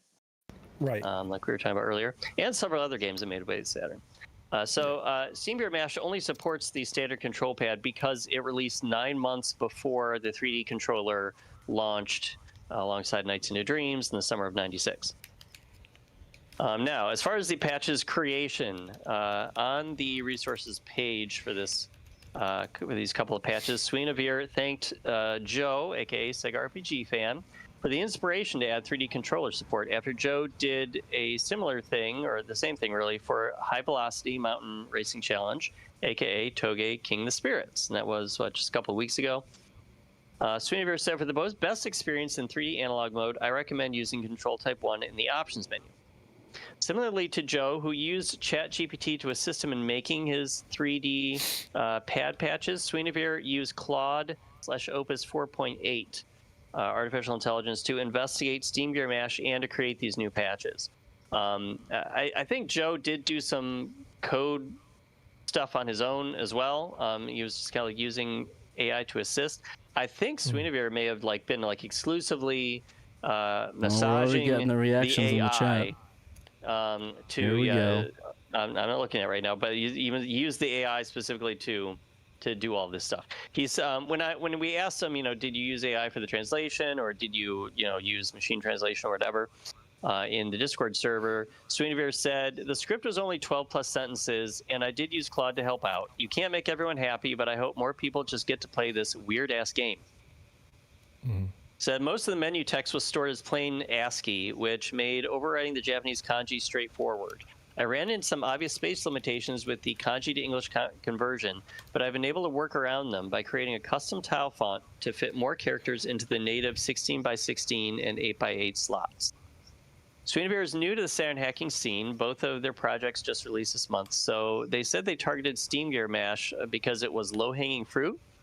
They had played it before this, and they said that it's this 3D pad support that it now has with this patch is something that Swinavir said they felt was missing from Control Type 1. The game is quite a bit easier with this 3D support patch. So that's helpful. That's a good thing. And anyone playing this game with an optical drive emulator like Fenrir or Satiator may encounter an issue with the intro screen crashing and there being no sound. That happens with or without these patches. That is a problem this game has with ODEs for some reason. And if you reset the console or just mash buttons to get through the intro, that should hopefully make the game work right. Unfortunately, it's the dev's problem, not the patcher's problem. Right. And also, if you load up Satiator menu Kai on your Satiator, that also, for some reason, fixes the issue. I'm not sure if Fenrir menu Kai would work as well, but I assume it would. So, yeah. And that's about it for this story. So, yeah, this created quite a reaction on Blue Sky and in our Discord. People on X and Facebook did not care. They didn't say one thing about it. I think they were cool, or posted an image, posted a GIF of the game being played in our chat, which I guess is kind of cool. Swinavir is she, her. Okay, thanks for letting me know. I'll edit that into my story then, Swinavir. And like I said, I wanted to. There's also something that they did notice is that with the translation, that they did miss out on the one of the quirks of the character, which instead of like every time it says save, like the sh, it says instead of the s sound. So like I'll save is I'll shave you. A verbal, like, I don't know if you want to call it a tick or what, or a verbal. It's probably because like, it's he's Steam, like, you know, it's like that. Yeah, he always pronounces S's like SH's, which I guess plays into the reason why the game itself is called Steamgear Mash. I'm guessing it's really supposed to be like Steamgear Mass, like a massive, like bulk slash, you know, like a mass of steel or whatever, of steam gears. But the robot, for some reason, our little plucky hero, he pronounces things like shh. So he's a Steamgear Mash. Connery. Yeah, like Sean Connery. There you go, Shadow Mask. So that's a quirk that the AI translation did not pick up on. That wasn't it Private Eye pointed that out. But like you kind of left that, and which is another reason it's important to have somebody look these over. Like I said, we try. Like I said, I want to let people know that there's a lot of posts on there. Because we read the article, we don't necessarily endorse it positively or negatively. We're just writing these stories up. So like this isn't like oh, we endorse the AI stuff. We're just talking about Saturn stuff. As you know, we have a limited amount of stuff we can talk on the site, and any Saturn stuff can be that. And like I said, we're just talking about the news. We don't necessarily agree or disagree with how people use it. There's obviously debates that can be had, but that's not really what we're about on the show. Really on that. Yeah, like where I come from, I don't use AI with anything in my life. Thankfully, I haven't been forced to by work or anything like that. So I just, you know, pretty much avoid it. But if someone makes a Saturn project using AI for something, LLM AI, I'm still going to write about it because it is news, and that's what we do here at SHIRO. We let people know about what is happening in the Saturn scene, and one of the big stories that's happening right now, it's not just Sweenavir who's doing this, but a lot of people in the retro scene for the Saturn and outside the Saturn for other platforms are using AI to do their projects either partially or completely. And that's a story worth telling and letting people know about. And you can do with that whatever you want. You know, if we let you know that a patch uses AI and you are like morally, ethically opposed to AI, well, now you know that it uses AI and you can avoid it. But exactly. I would encourage people, and you know what? They're probably not even watching the show today. They definitely are not. They think we are a website. Yeah. But please don't like come at us for like promoting AI usage. Like that's not our objective when we're writing about this stuff. Our objective is to let everyone know about the project, and then you can do what you want with that information. You know? And on the other end of the hat, we're not going to go easy on criticism. If there's something like missing that massive thing for, you know, I'll shave you, Mina, we're going to obviously point that out, even if it's AI or not. That's like a bad. This one isn't necessarily. I'm just saying, it's like not a like patch a game breaker, yeah. Like we're gonna let you know if there's issues with it or there's like massive issues. Still gonna be criticism about it. Like we're not gonna be like, oh, it's AI, we're gonna let off the hook. No, that's not how we are. Like I think a lot of us think that we kind of prefer if AI needs to be used, at least replace it with English like translations or people that spot check it and know the context. I'd be interested to see if Sweenavir feels like doing a version 2 of the patch where you know, maybe that verbal tick gets fixed, or maybe Sweenavir approaches someone who knows some Japanese in the community and they want to maybe like give it a pass through the script and you know, fix it up a little bit. Like she said, it's not a big script. She said it's like 12 lines or something, so it's not like there's a ton to go through and fix up. And you know, a lot of the technical hard work has already been solved at that point, as far as inserting something in there. So you know, it might be worth it just to like find somebody to help out with the translation and you know, take care of it. You know, with Sweenavir's previous patch, no translation was necessary because she found an official translation that was inside, you know, that golf game. You just activate it. Yeah, I mean, there's still like Japanese videos in there, so like there's still some room for improvement there, where maybe someone could transcribe the Japanese being spoken in those videos and captions could be added, just like, hard coded right into the videos, with, the Cinepak movie tool, of course, from Trekkies. That might be helpful. I have a question. Yeah, go ahead. And pardon my ignorance, because I have not actually played this game in depth, and so I don't know. But is there, and this question might be best answered by Swinevere or anybody else who's played this game, but is there a character in this game called Mina? Or because there is. I thought the same thing, Dave. Because he's waving to the camera and saying Mina-chan, and I realize that it is in katakana, so it's emphasized, but I thought it was saying like, I'll save you all. Mina, everybody, I'll save you all. Yeah. So I wondered that too. Dave. I wondered the exact same thing, and I actually we both did. I like how we're all on the same wavelength. Okay, good. We're on the same page. They didn't mistranslate Mina. Okay. Yeah, no, they did not. There is a character named Mina. I looked at the actual scan of the manual for this game on Sega Retro. There is Mina and her grandfather both teamed up to invent our little hero, Steamgear Mash here, and so he like sees her as like a big sister. She's was it One-chan, and and then she gets kidnapped by bad guys. So he is running off to save her.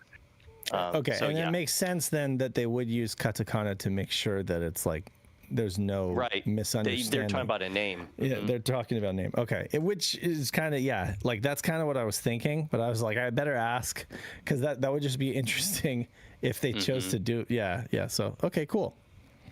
Yeah, so like I said, I just want to make sure we emphasize that we're just covering these stories because they're news on the Saturn new patches that we're talking about. This isn't a endorsement thing. Oh, this is awesome. Everything's good about it. No, that's not how this site works. As with any article, as with any piece of news that you read it and then you make your own informed decision and you develop your own opinions about things, right?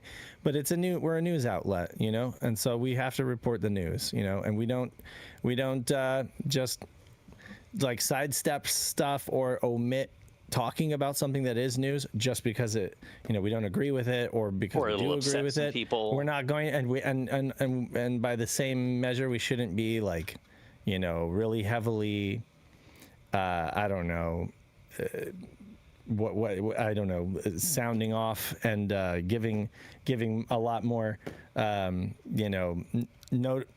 lot more coverage, I guess, to something that we do agree with versus it's just, we're trying to remain as unbiased as we can and just let's bring up the ROM hacking website issue. ROM hacking. Man, we're on the same wavelength today, guys. Nice. Yeah. So the ROM hacking, whatever their site is called now, is romhack.ing or something like that. They had like a big issue with the Langrisser 5 translation patch that it came out that it used AI, and people complained about ROM hacking even hosting AI translated patches at all. And so the person who's running ROM hacking, I don't know who they are, but they came out on social media this week and said, okay, look, we're not going to host any patch that says that it's used AI. But the thing is that patch makers have to self-identify as having used AI. So this makes me wonder if people making patches are just going to upload their patches and just not admit using AI if they have. Yeah. So now people just won't know. And if someone maybe like does an English, a human made, but maybe not super professional job of translating a game, are people going to accuse them of using AI because now no one knows if anyone's lying about it? I feel like that's the situation, that the slippery slope that we get into when we start saying, well, just totally avoid the issue and don't talk about it, avoid all AI stuff. Because, I mean, look, we're going to the effort of asking patch makers and other hackers, like, are you using AI for your stuff? And then when they say that if they say that they are, then we're reporting it in the story. So that's letting you know. We could not ask that, or they could tell us, no, we're not, or I don't want to answer that question. If this gets out of hand, that could be the case where people just won't tell us. or we don't ask.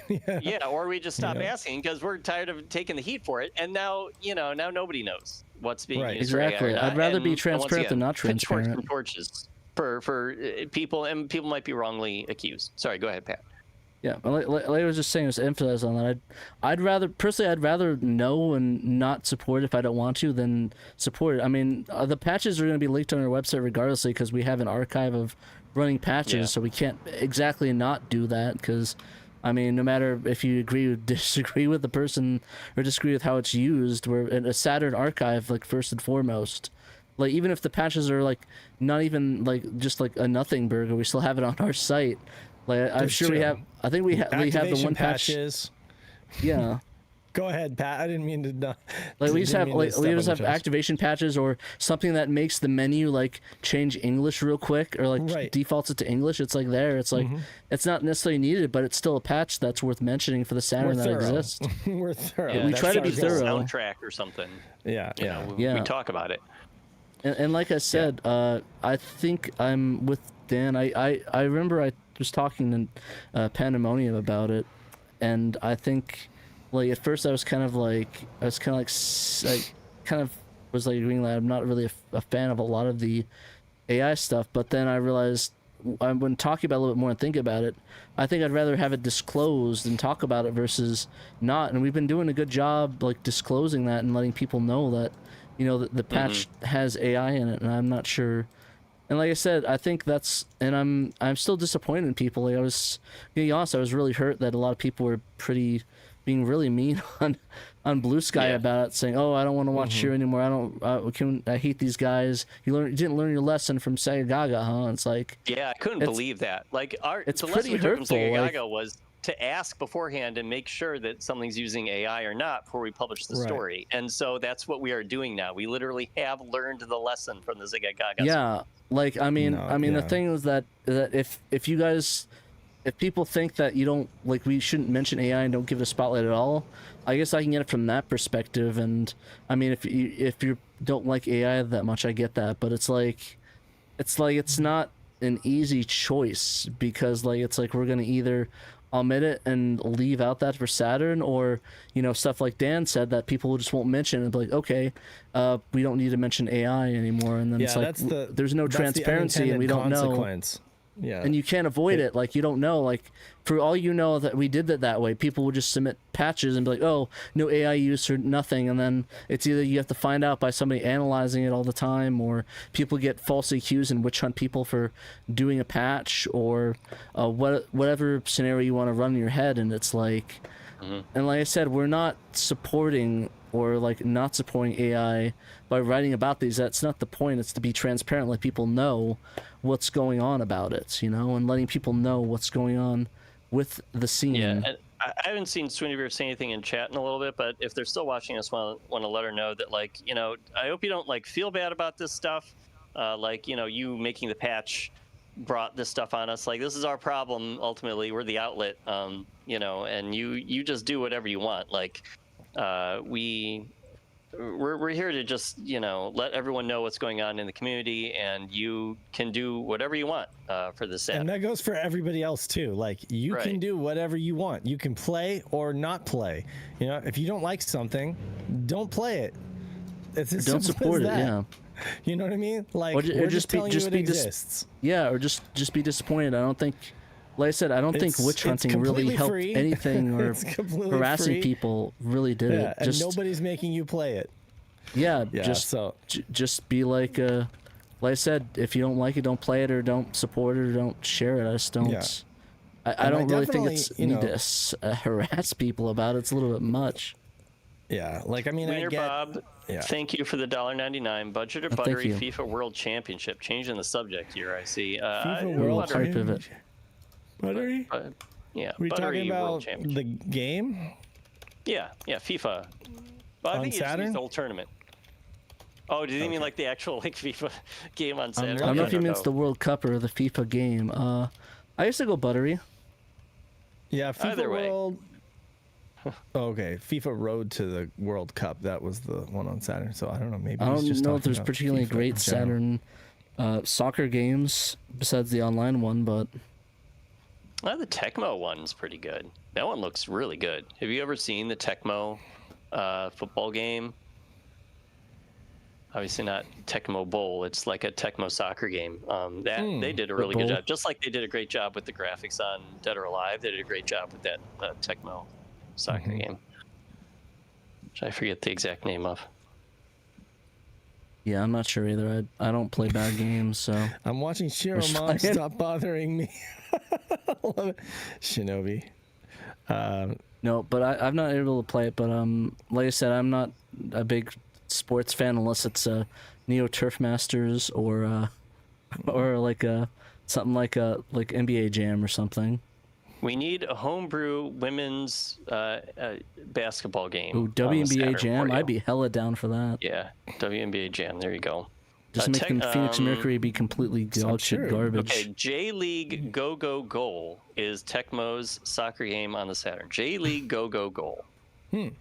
Yeah, and whenever I play it, I like to.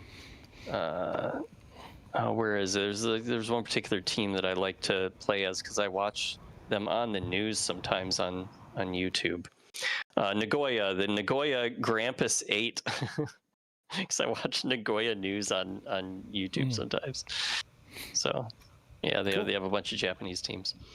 Anyway.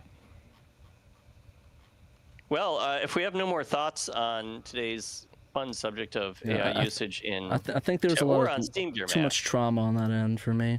Yeah. Well, we got it out. We got it off our chest a little bit. So $5. $5. Shout out to Gregory Rasputin for beating Unk. Oh, nice. yeah. He beat Unk. Gotta beat Unk. Yeah, he did just today, I think, or last night. It's a rite of passage for every Saturn fan. Yeah, I haven't gotten there yet, but congrats to Gregory on that. Yeah, that was impressive. So it beat him for like a good solid couple seconds, too. It wasn't even like super close. Yeah. Nice. Yeah. Well, thank you to all of our $10 and up Patreon patrons. Patreones. I like Patreones. Patreones. Yeah, we got the Cerulean, the Chad Clark, the Chris Piper, Derek Pascarella, A-Team, Emerald Chris Nova, Eric. Wait, what? Chris Piper? You said the Chris Piper, the Emerald The Chris Nova. Piper, the Derek, the Emerald. No, I'm treating everybody like they're objects. We got Eric Hero. The Stroke. Yeah. The hero, Eric Hero, the hero. We got Evo42, Fat Drunk Friend Otaku. He is our fat drunk friend, and he is an otaku. We have Gem Clash or Rank, can't decide. Johannes Fetz, Mr. Joe Riffing Engine everybody today. Fetz. We got Memphis, Mamdu. We got Neil Henderson. We got Normal Guy. He's just a normal guy. Leave him alone. We got Nutrageous. Nutrageous. We got Paul Bort. I don't know. I got nothing. Paul Bort. Paru. We got Robert Ramsey. Rowan Dinked. I like how. Oh yeah. No, I don't want to dox him, but there's something funny here. Anyway, I won't say it. Steve, Sega Steve, Shadow. Post his address on the chat. The credits at the end of a movie over here. I know. I just feel like people deserve a little bit more. You know, I'm just trying to give them that's fair. More for their money. A little bit of their money. It's worth a chat. Sega Steve shouts, my Sega brother. Hope you're doing well and cleaning up all that Sega mess. The cesspool of Sega. Just living the dream. Shadow Mask, our RGB brother, with all of his cool gadgets that I'm totally jealous of. Stone Man and Young Money Swee. This is a wee. Young Money. Swee. Young Jungle Rhythm Swee. Jungle Rhythm Swee. Yep. If you guys want to yeah, go ahead. You do it. I was going to say, if you guys want to support us financially but don't want to give us a monthly contribution, you can either buy the magazines from the online Patreon thing. You can buy them individually. Or you can get a kick-ass shirt designed by one of the best graphic designers this side of the valley, Mr. David Lee Roth. Questionable. About David Lee Roth or the best designer this side of the Mississippi? Yeah, but you said that one was creepy. You said that one. It is creepy. I didn't say it was actually. creepy. I said I liked it's it. still a cool design. Do you know what's really funny is it didn't look nearly as creepy as a drawing. But once I once I digitized it, the lines got thicker, and with thicker lines, it looks It looks kind of really creepy. To be fair though, it really only is the Sega guy in the middle, but isn't he creepy to begin with, the giant head? So yeah, he's supposed to be and creepy. also it only makes sense to Works for people me. who know that reference, you know. Otherwise, you look like you're wearing a really random creepy shirt. But like if you happen to be one of the few people who actually Uncle watched Fester. I thought the same too. Exactly. Like to anybody else, it's just like, who is that, Uncle Fester or something? But no, he's the But are you Real ready? OGs now. But are you ready for the future? I like the Brazilian one. Yeah. Oh Weird yeah, they did Sega that. Saturn. He's like the Brazilian one. Yeah, it's like the knockoff version. the special brand one. Yeah, it's so The Dr. it's so Pitt funny. of Sega Saturn mascots. We have that on our site. If you guys go check out under videos, and what is it? videos. Game. It's gone. Oh, I don't know where it went. It should be under Whatever. resource. Oh, maybe. Oh, videos. Oh, maybe it is under resources. Resources. No, it's not there either. Did I? I delete guess- I'll it? tell you what. Oh, it's is under on the archive site is probably. the Archive. It's under Saturn forums. commercials. Okay. There we It's under go. Saturn commercials. So if you click on Saturn commercials under archive, it's it's down there, but it's like the purple one. There it is. Tech Toy Brazil Sega Saturn launch ad. It just basically did like a rip off of like the original thing. It was already bad enough. Faltam 5 segundos. Yeah. Para o século Sorry, Dan. You were gonna say something. Yeah, we have forums on the site, and I actually made a thread a day or two ago because I fell down a rabbit hole earlier this week researching like the development history of like Sonic Extreme and Sonic 3D Blast and Sonic Adventure on the Saturn and whatnot. And so I was like looking into the modification dates of all the files inside Sonic 3D Blast and its various like regional versions, PAL, North American and Japanese. And I found something interesting where it kind of alludes to the possibility that Japan was going to release Sonic 3D Blast in early 1997, and then for some reason shelved it until fall 1999. So by all means, check our forum out and see my little write-up there. I thought that would be something fun to put on the forum. So it was like kind of long, so it was sort of too long for Discord, and I thought, this would be a good thing to put on the forum. Yeah, definitely. Oh, for By sure. the way, Pat, I think that you should cosplay as that guy. I don't want to lose the rest of my beard. I don't want to be goatee man. Just get some contacts. You know. Contact. Why do I need contacts? It's black. He's black and white. I need like black and white contacts or something like that. No, is he wearing glasses? I was just saying you could. Oh! You mean contact? I thought you meant like colored ones. Like, why the hell would I wear colored ones? It's black and white, Dave. And then I was, I didn't tell you to cosplay as Marin Kitagawa. I'm sure You don't there's need some color ethical issues contacts. beyond the whole context issue, but I'm not going to get into that on air. Yeah. Okay. Budget or buttery? Yacht rock. I don't know. I'm budget on the term, buttery on the music. Oh yeah. I'm not a huge fan of that term for Steely Dan stuff, but I love me some yacht rock music. Thanks for the $1.99, Wiener Bob. Thanks, Thank Wiener you. Bob. Is But yeah, the music's great. Are we calling Steely Dan yacht rock? Yacht rock Wait, is Steely Dan. that's the joke. That's the that's joke. the main. Somebody who called them yacht rock. There's a podcast that apparently popularized the term, and Steely Dan's Right. like the epitome of yacht rock. I think Donald Fagen responded, and I think he said to pretty much go fuck himself when he said that, or something of that nature. Donald Fagen was like, "What the fuck?" Yeah. On Let me that see if I can- note, I mean, we're Thanks saying for that people watching, who own everybody. yachts like listening on jazz, the because I mean, podcast. come on. Anyway, Yeah, he's not a fan of the term. But well, if they're yacht rock, then I guess I love yacht rock. yeah, we're yacht rockers. We're yacht in the real world. Now, if Lil Yachty goes Little into like Yachty rock music, Rocky, is oh, that hell yeah. considered yacht rock? And that's yacht rap. Okay, no, I'm saying like if he changes, If he plays changes guitar. genres, yeah, That'd be like kinda Lil sick. Wayne, you know, like it, I don't know. I think the term is new metal though, Dave. Is what you're looking for. Okay, Dan's done. Dan's like, can we please get to the I'm ready to credits? get off this stool. What are you eating for dinner tonight, Dan? Usually it's I like don't know. fish. We kind of munched on some of that buffalo chicken dip and then some like blueberries that we still had in the fridge earlier before the show. So I don't know. We might just have more dip. We're just gonna, and then ice cream. You know, just be serious adults about this and eat whatever junk we want. I don't know. Why not? Yeah, Why not? We have nothing planned. Alrighty. Cool. We will be doing a game stream though. I will be playing the world's hardest game. Good. I figured I need to do some of those Mr. Bones? before the. Huh?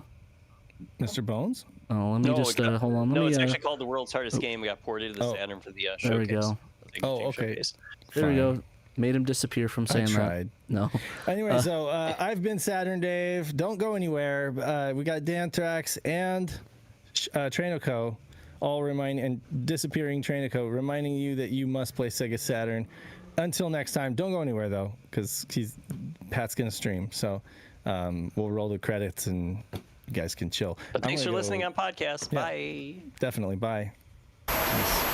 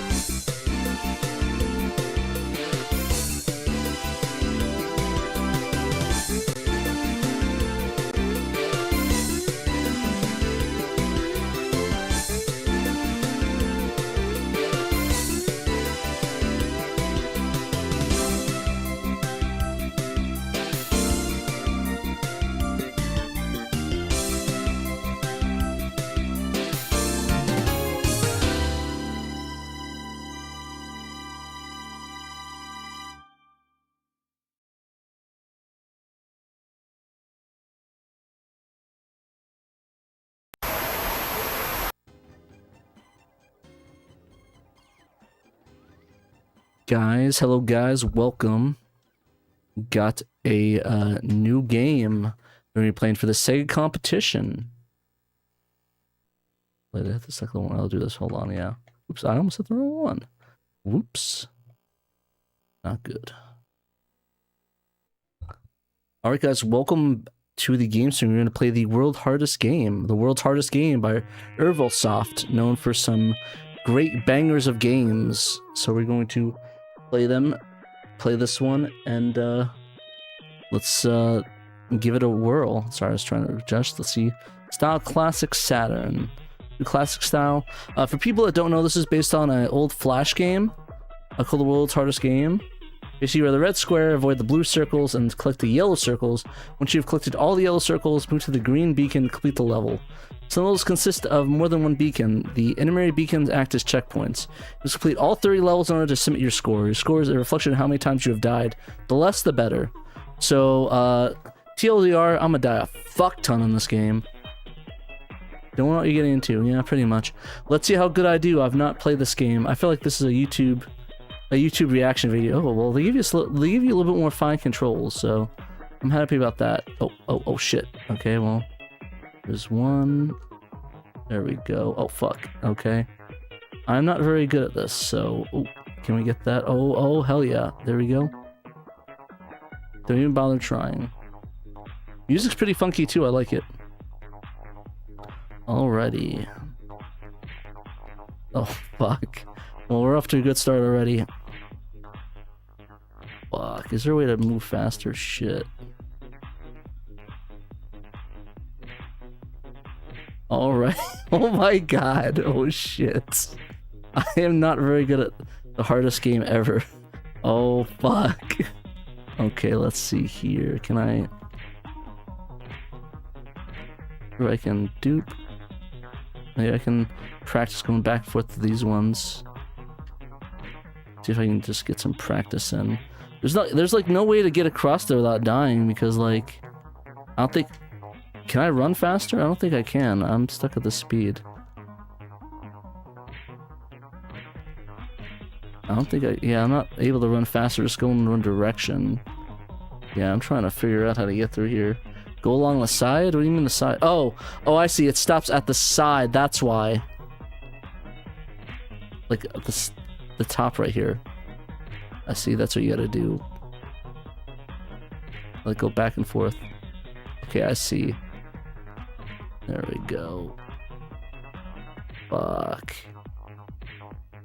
Okay. I see what I have to do. So just move as. Okay, yeah. So I have to. Oh, I had to lock in here. Okay, yeah. I'm getting that hitbox is hitting it right there. Yeah. I think I can. I think I got the pattern down now. If the. Okay, well, it's gonna hit me regardless. There we go. Yeah, I almost got that one. Yeah. There we go. I have to like avoid it. I see what I have to do. It's right there. Oh, well, that one did not help me. There we go. Oh, fuck. And I have to get that middle one. If I get across, I can't get that middle one now. Fuck. There we go. Oh, man. Holy shit. Oh, man. I am like the worst at this. Holy shit. There we go. Oh. Oh. Oh, fuck. How do I get that middle one, though? Start counting. Do I just start counting? There's a lot of death. Okay, maybe I'll try the bottom one. I'm trying to see a way to get to that center one without dying, though. That's really hard. I have to like bob and weave, it looks like, to get to that. Because I need to get the yellow thing, but it's kind of hard to get to it when I'm dying all the time. Yeah, okay, so I almost had it that time. I just couldn't get to the bottom. There we go. Yeah, fuck. Alrighty, damn. This game is not easy. Okay. I just... Oh god, this game is hard. I think I'm gonna be able to get to this level. I believe in you. You should not. If anybody, you should not believe in me. I'm not believable. There we go. Okay. There's a way to get that though. Maybe I have to keep bobbing and weaving it down there. Really that down? Oh fuck. Man embarrasses himself live on video. Yeah, that's pretty much what it is. Oh fuck. Oh damn it, I almost had the pattern down. Fuck. Dude, this video is hella getting demonetized.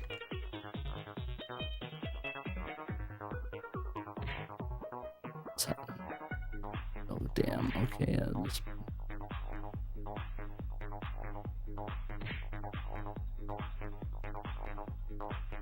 okay. Gotta visualize it. Oh.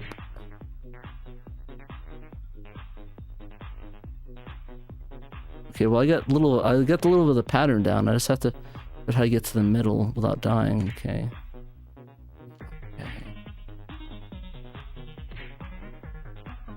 Maybe like a bob and weave into it like that. Keep hitting it. Damn, this D-pad is really hard to do this in. Yeah. Like that. Maybe like. There we go.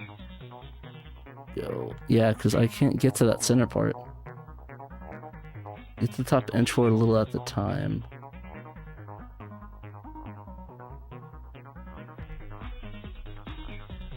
Okay, yeah. There we go. Okay, I see.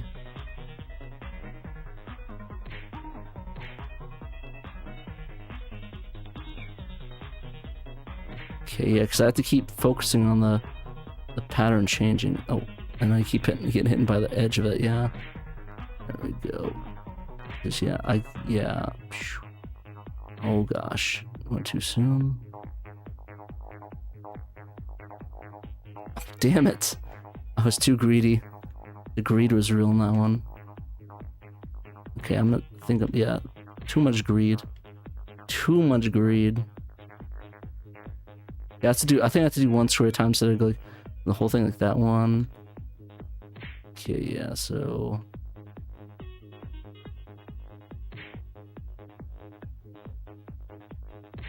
Okay. Go. There we go.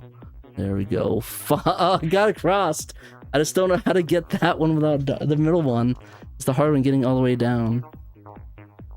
Going back and forth in 2 squares. Yeah. There we go. There we go. Oh, okay, I see. We have to use the squares like that. Okay, I see. The paths are forming now. The paths are forming. The neurons are activating. Well, I got to cross. The issue is getting there again. Okay, well, the neurons have been activated. I'm just trying. Can I do the same thing just straight across, though? No, that's the thing. I got it crossed. I still don't know how to get that, though. Maybe I have to, like, bob and weave. I see, like, that. Okay, I see. You have to bob and weave out of there like that. It's a pain in the ass. Maybe I can just move like this instead of doing it. Yeah.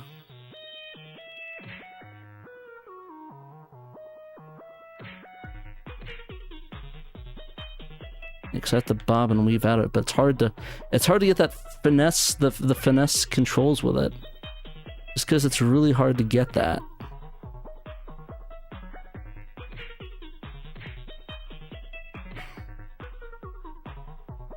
Bongolio, yeah. Because you can do it on the top, but you can't do it in like the middle though. What if I do something like, yeah.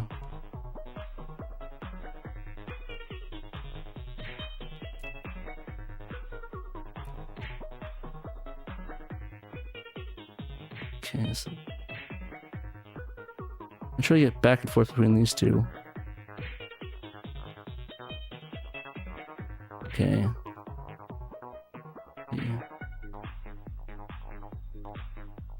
Yeah, I'm thinking I'm gonna practice circling around these ones. There we go. Yeah, so I can practice I can kind of get around these ones. But yeah, it's...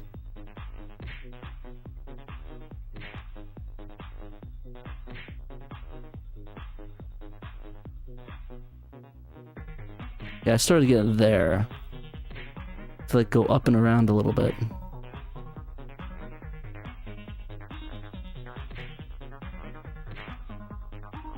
There we go. Oh, cool. Okay, yeah. Okay, we got the movement down. We just have to get the neurons activated. I think it was it easier this way? Yeah. So.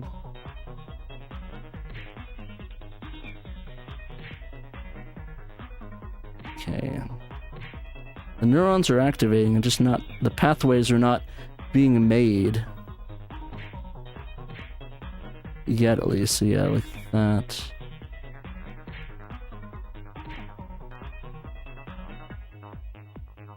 Okay. Fuck, I got it, but I think it's just like, I'm just like getting on the edge of that hitbox and it sucks.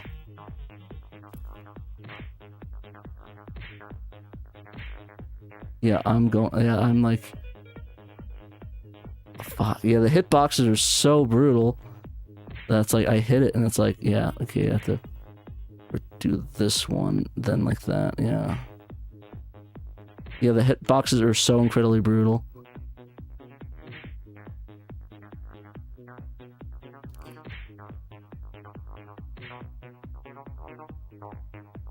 Let's get this low, oh my god. Oh my gosh. I was all ready for it. And just doodles. Fuck. Take top halfway down, follow blue down, bottom. Top halfway, follow blue down. It's a good idea.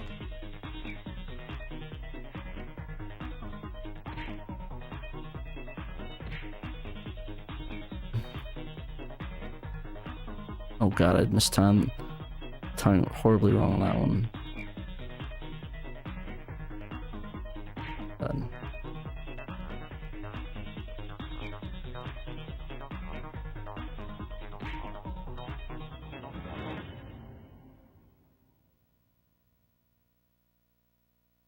Yeah, I see what you're talking about.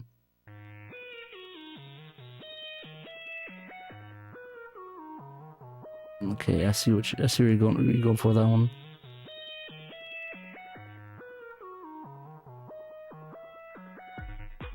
God, okay, yeah, we almost got that. We got the pattern down. I like the strat though.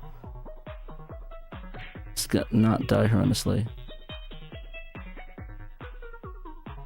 And not, yeah, the hitbox is so sensitive.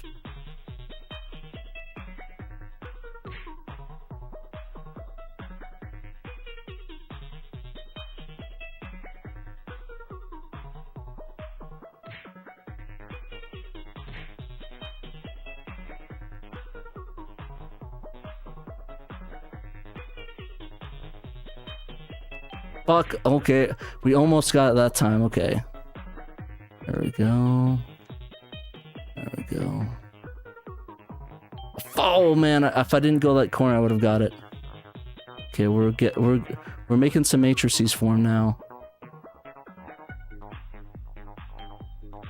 Oh, do we got this? Oh, he did it! Oh shit! That was a good one, Zed. Zed got it. We got it. Okay, this one, honestly, this one might be a lot easier than the other ones. The last one, actually. Watch as it takes me 1,000 tries to hit it.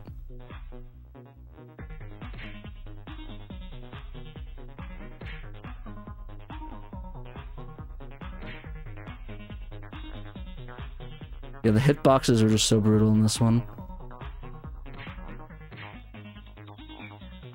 You can try falling it down like that, and maybe...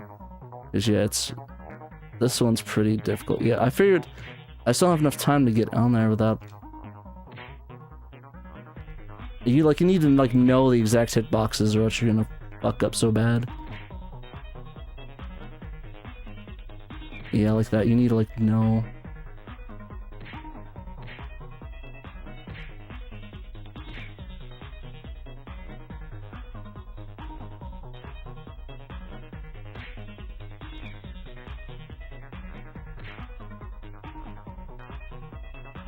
Yeah, you need to know the exact hitbox to get that down.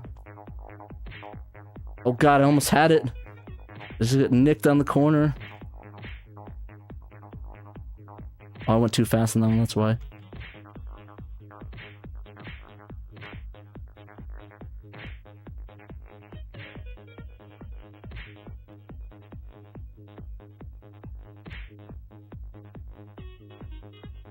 Yeah, it looks like I almost have the path, but it's there we go. God damn.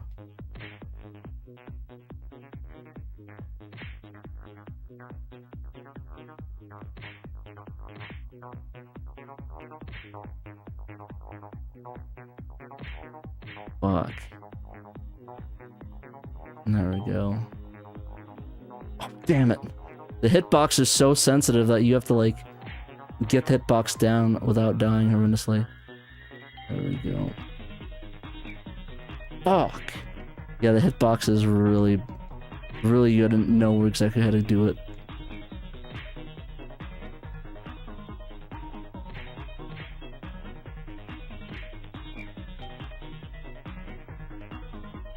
Damn. I'm getting to it, I'm just not getting to the... I thought it was gonna be easier, but yeah, the hitboxes are you have to memorize them. Though I would agree that this one might be a little bit easier than that last one. The hitbox is just incredibly sensitive. Yeah, there we go. Try.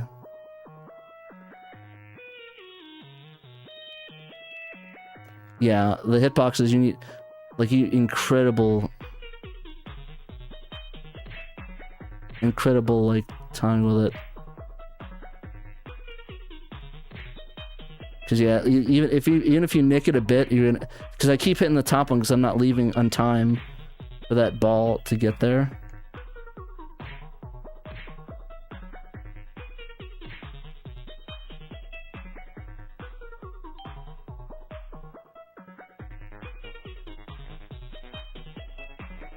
Fuck, I went too soon.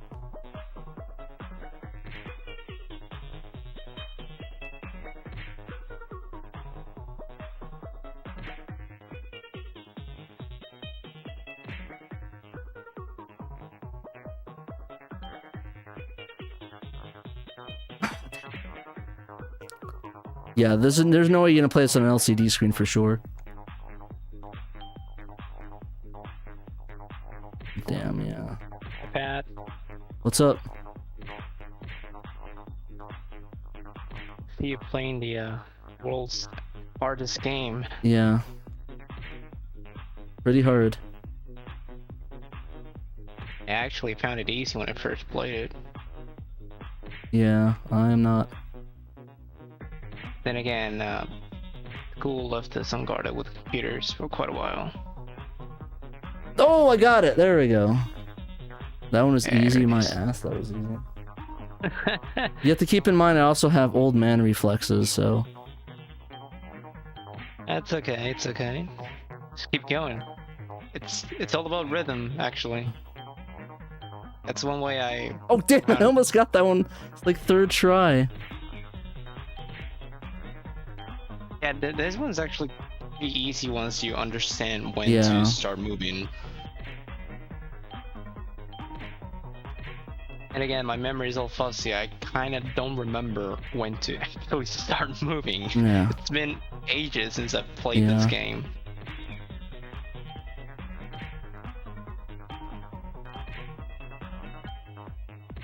We're getting these ones. Yeah, I'm just not beating the windmill fast enough. Okay, I got it. There we go. That was easy. Don't jump right into a level you never played before. Analyze it. Wow. Okay, oh fuck. This one is gonna suck ass. This one's another one of the rhythm ones. You get to run the pattern. Okay.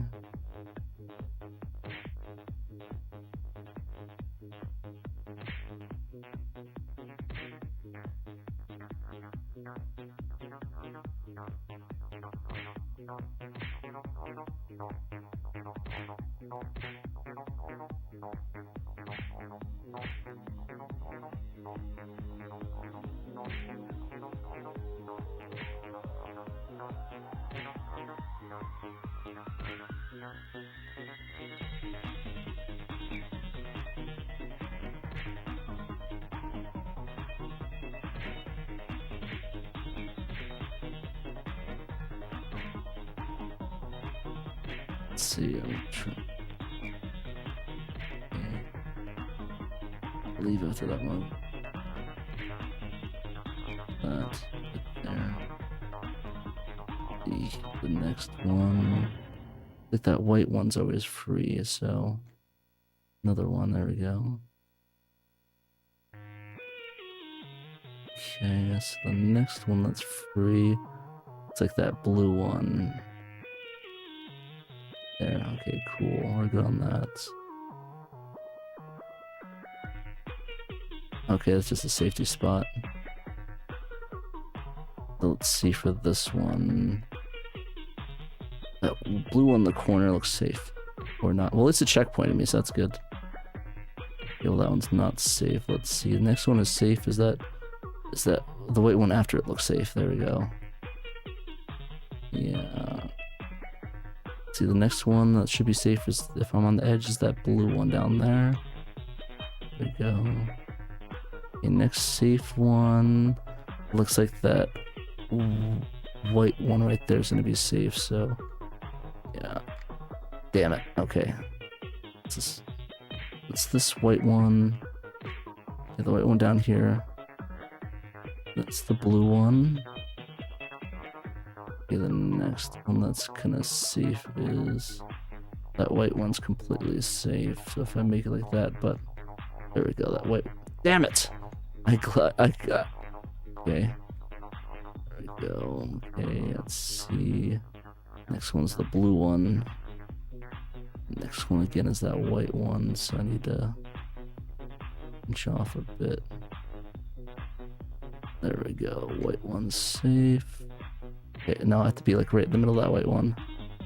Blue one.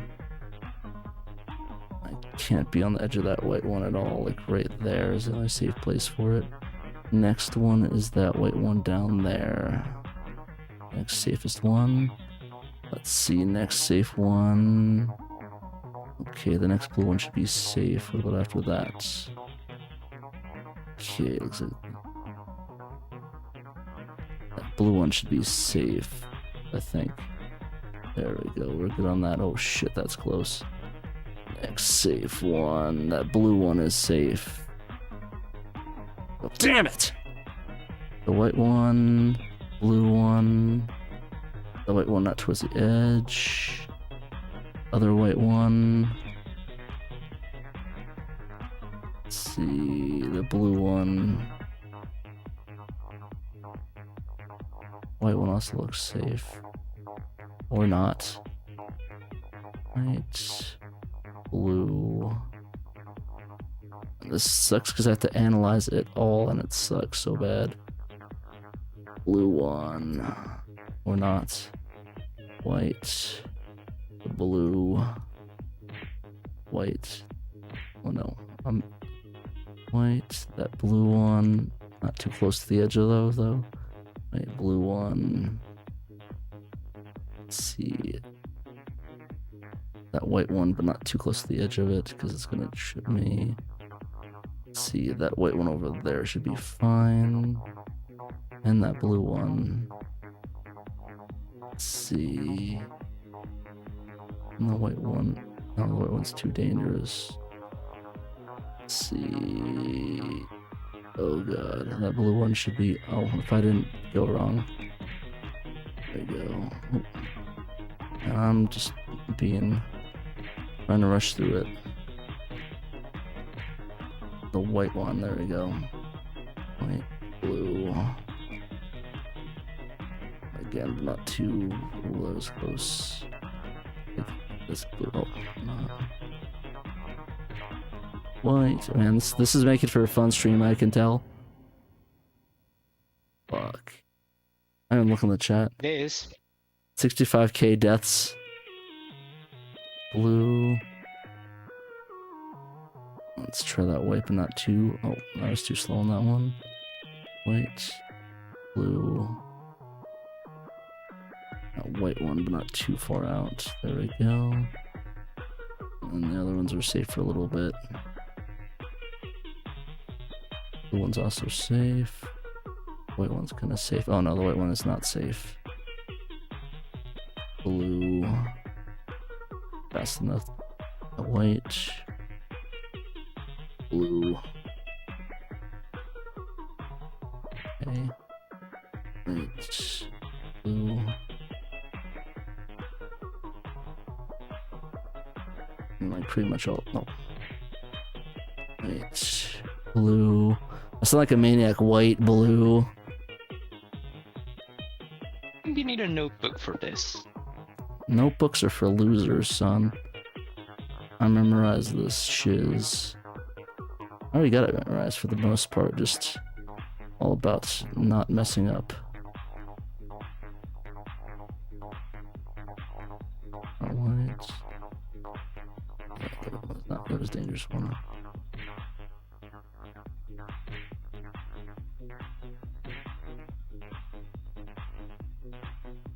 Blue. Too far off white. Far off. Blue right there is fine. Or clips to my leg.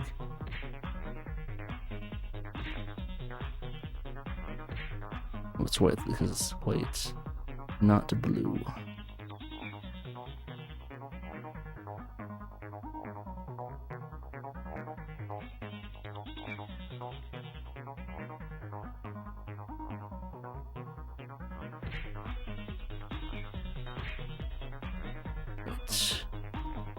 Blue.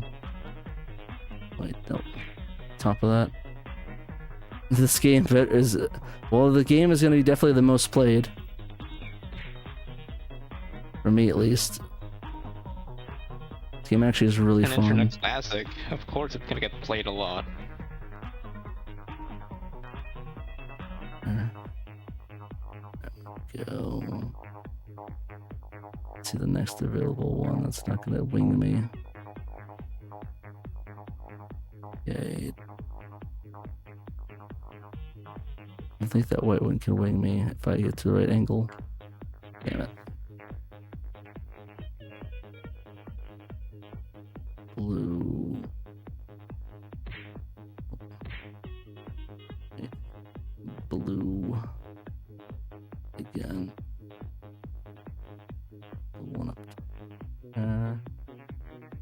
okay here again.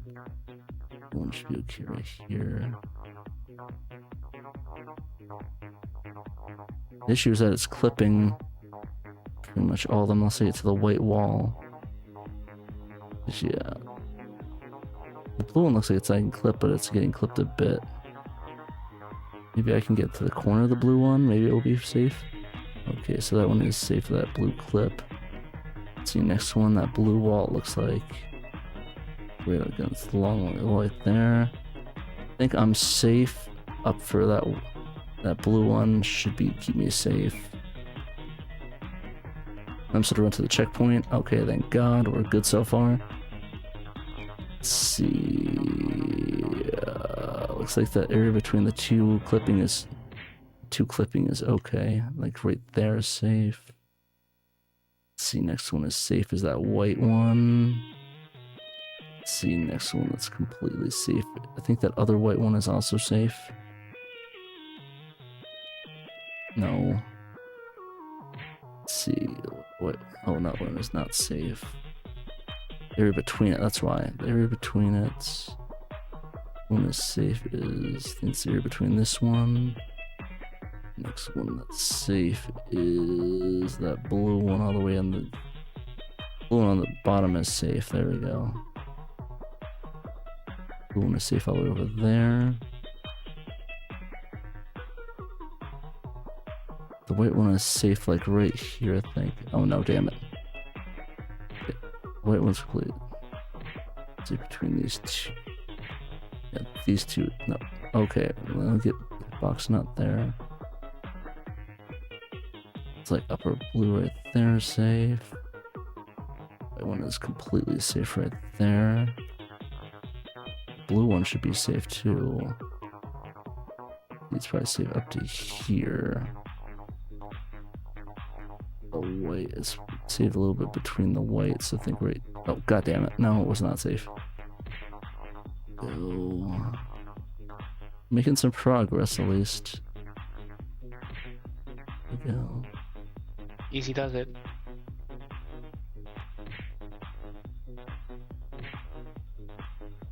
Oh.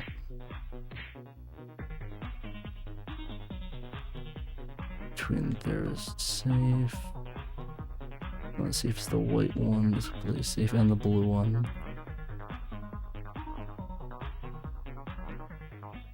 I think between the white right here is that one's safe right there.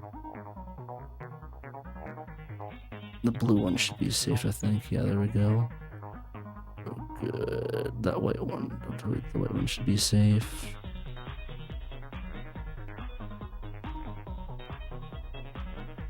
That white one should be safe. Okay. Let's see that. White one should be safe right here. Damn it! There you go. It was not safe. Blue. This white one. Oh god, this is hurting my eyes really badly. Fuck. Yeah, the blue one should be safe. So that blue one should be safe, I think. Yeah, we're good on the Gucci on that. Let's see that up to that blue one should be safe right there. Damn it! I tiptoed it and it hit me. Between that one. Blue one, not there. Go. Blue one right here should be safe. White one should be safe. Is it safe? It's not safe. Schmack. Okay, let's see here. This white one should be okay. See, next one, this white one right here should be okay. There's like, is it safe? God damn it. After this blue one should be okay. Let's see, next one, this blue one should be okay as well, I think. Risky, but it's okay. And this white one should be fine. Blue one also should be fine.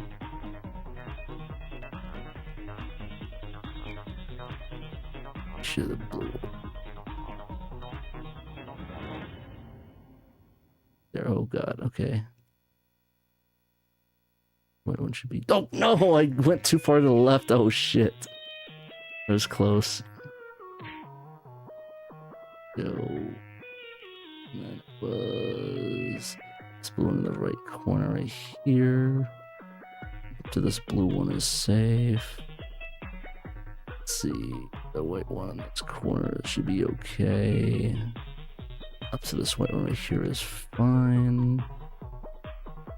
Yeah, actually, this whole thing over here should be not too bad, as long as I'm not dumb. Okay, to this white one should be okay. And the blue one, actually. Oh god, I went too soon. I feel like Arneo with this game. It's like I need to be as careful as possible, not mess up. It's like this is a frame-ass perfect game.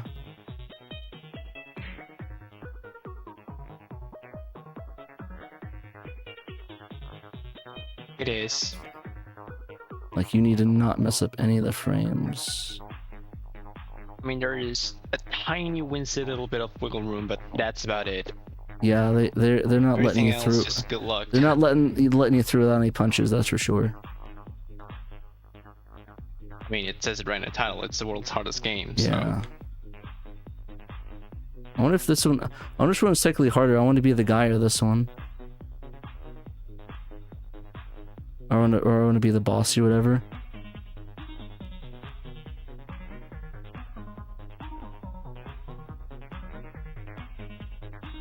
No, I was not paying attention.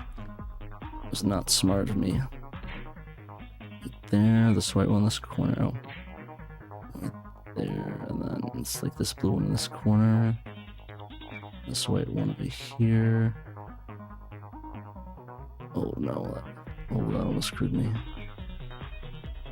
The white one right there is... Oh, damn it, no, I went too far over.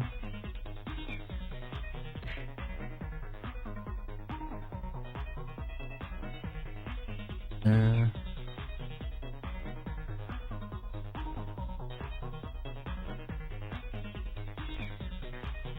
Oh, Fungal. Okay, there we go. It's pretty much safe all the way down here. Let's see. The blue one up top. Oh, god damn it. It was not safey. There. Blue one, nope. Not being patient. Not being patient. Not being patient.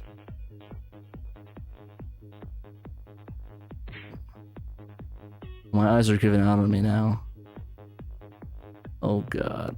Oh god. Oh god. Okay. Go.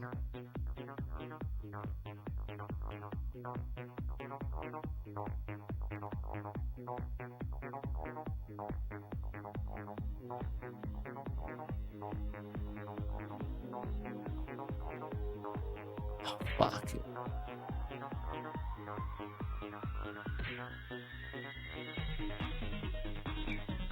The bottom of the blue one, that's out. No, can hit that one. There we go. Top of the blue. Go bottom of the white.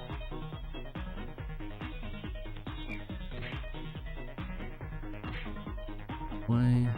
Top of the blue. Yeah. Top of the blue. Bottom of the white. I'm not paying attention. Blue. Bottom of the white.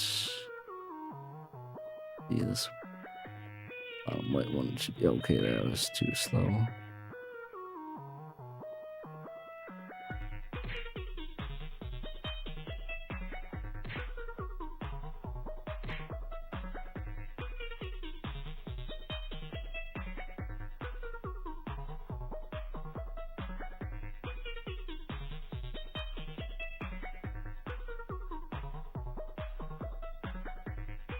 Of that white. This blue right here. Finish this blue.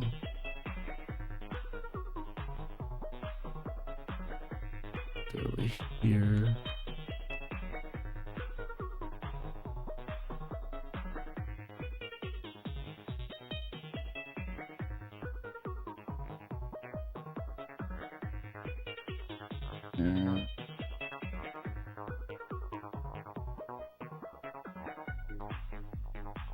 Oh, we're almost there.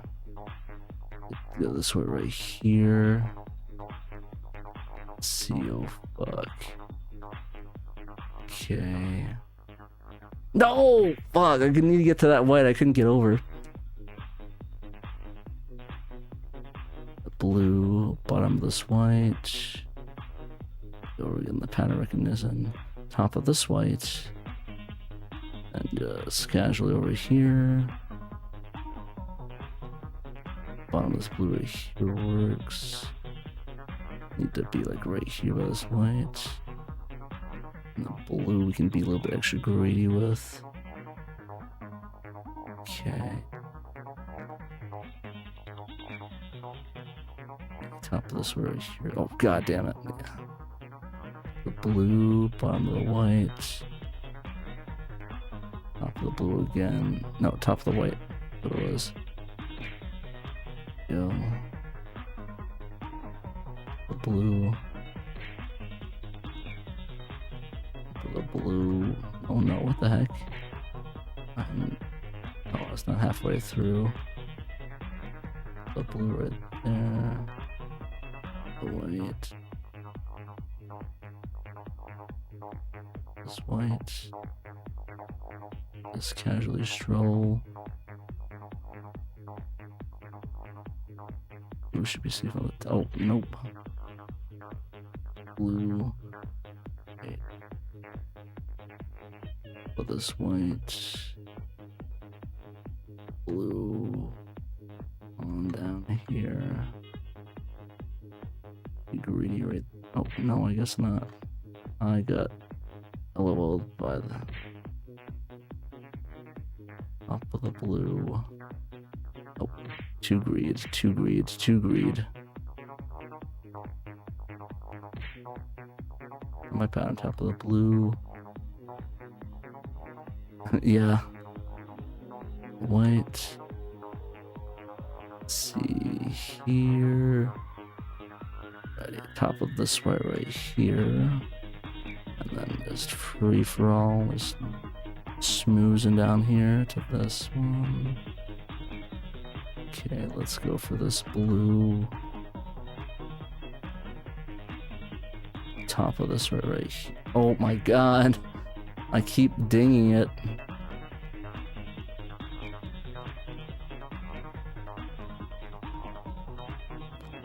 It's white. There's the schmooze fest all the way down there. Down there. And just go a little white right there. The blue there. The bottom of the white, like right there. Okay. Just safer right here. Let's get to this white right here. No, too much greed.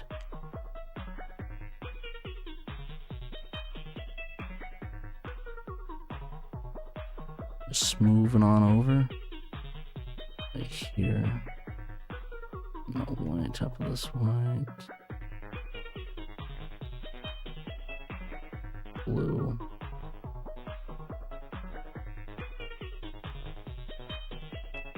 Here. Blue. So let's see here.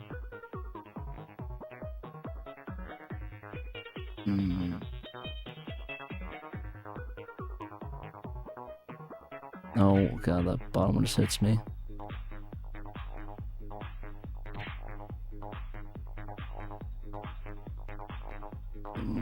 White. This white. I'm just gonna schmooze on down there. Schmooze on over. Oh, well, as long as I don't hit the. There we go. Getting somewhere. Schmoozing on down there. Schmooze on down there. top of this one. Top of this one. Bottom of this one. Put our pattern down. The yellow. Can we do?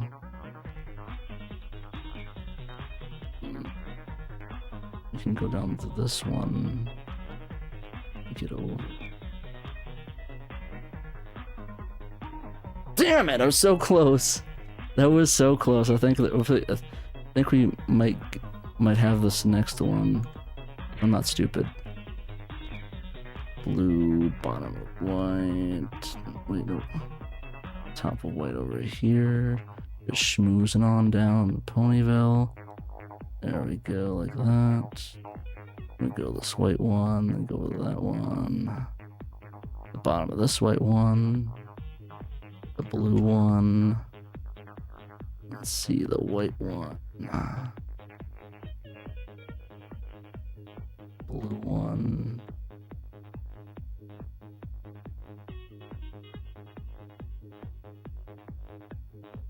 Okay. Damn it! No, the hitbox. The hitbox is so thin margined. I cannot even believe it. Like if you touch it like even an inch, it will fuck you. There.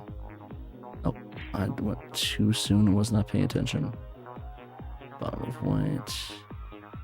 See, that's what happens when you like get so used to it. You just get like in the greed of it. And there's so much greed, and you're like, oh, I'm stupid. Like that. Like, you don't even think about it. And just the greed sets in. Just a bunch of greed. So like, oh, I can just do it without getting hit, and then you do an easy mistake and you fuck up. There we go. No. Okay, yeah, bottom of white right here, and where's good. And the blue right there. The white right there. The bottom right there. And then, yeah, like I said, oh no, let's top of blue. Fuck, I fucked up. Go. Blue, bottom of white. Top of this white. You schmooze on down. You do this and you're stupid because you lost track, but you still managed to salvage it. With that, go to the bottom of the white one. Go right there. There we go. There's that one. Go down one. Yeah, that one you need to be a little bit more up on. Go. Top of blue. Bottom of white. Let's see, top of white. Smooth on down. And then let's go this blue one. Oh no, I messed up. I got those orders mixed up. One, bottom of white. Top of white. Here. Maybe a little bit deeper. You wanna top of that blue one. Like, or not.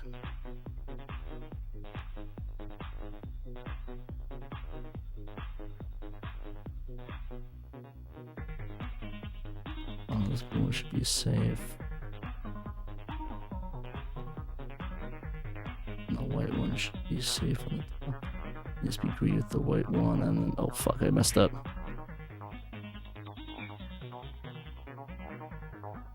Go. She moves on down. Go to the white one. When you go over, the bottom of the white right there. This white one is free. Top white one is free. White one is free, and the blue one. And then you hit the box on that. Oh, okay. Patrick's being just dumb mode. There we go. White, top of white. You schmooze it on down. Move all the way to the white one and the blue one because you don't give a shit. White one right there at the bottom. Pretty much free carte blanche. For the white one. Bottom of that one right there. And I did not pay attention to that one, and that's why I died. There we go. See, you just get sucked into their games. Yo. I'm like ultra shit at this one. Go. I'm just being greed trick right now. Oh shit, I forgot the pattern. See, I wasn't methodical about it and forgot the pattern of it. There we go. Right there. Up the way right there. Or blanch your way down. Blue one right there at the bottom. Up yourself over there. Up yourself over to that one. Bottom of the white one. Up yourself over there. Up yourself over there. Go down one. Damn it. That's how it always gets me. I wish there was a more methodical one, but you actually have to run to that one.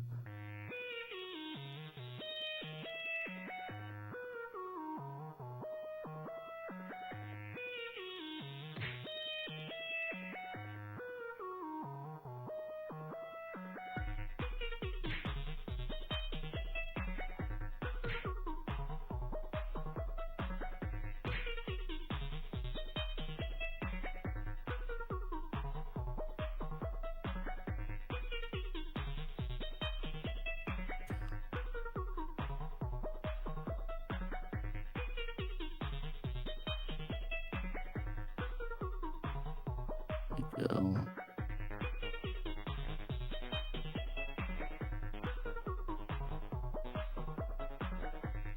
Yeah, this is one I'm stuck on.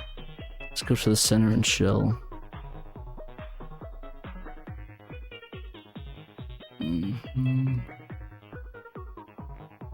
Yeah. Let's see, is there any way to easily get to this one? Go to the bottom. Just run across. Oh, thank God. Okay. Fuck. Oh, my eyes hurt so bad. Ow. Okay. Good job. Ow. Okay. I think with that, I'm gonna call it on this one. I don't think I can do a second one. My eyes hurt too bad. But I just want to show this game off a little bit and show you how bad I am at it. But yeah, thanks for watching, guys. Well, thank you guys for watching. Remember, you must play Sega Saturn.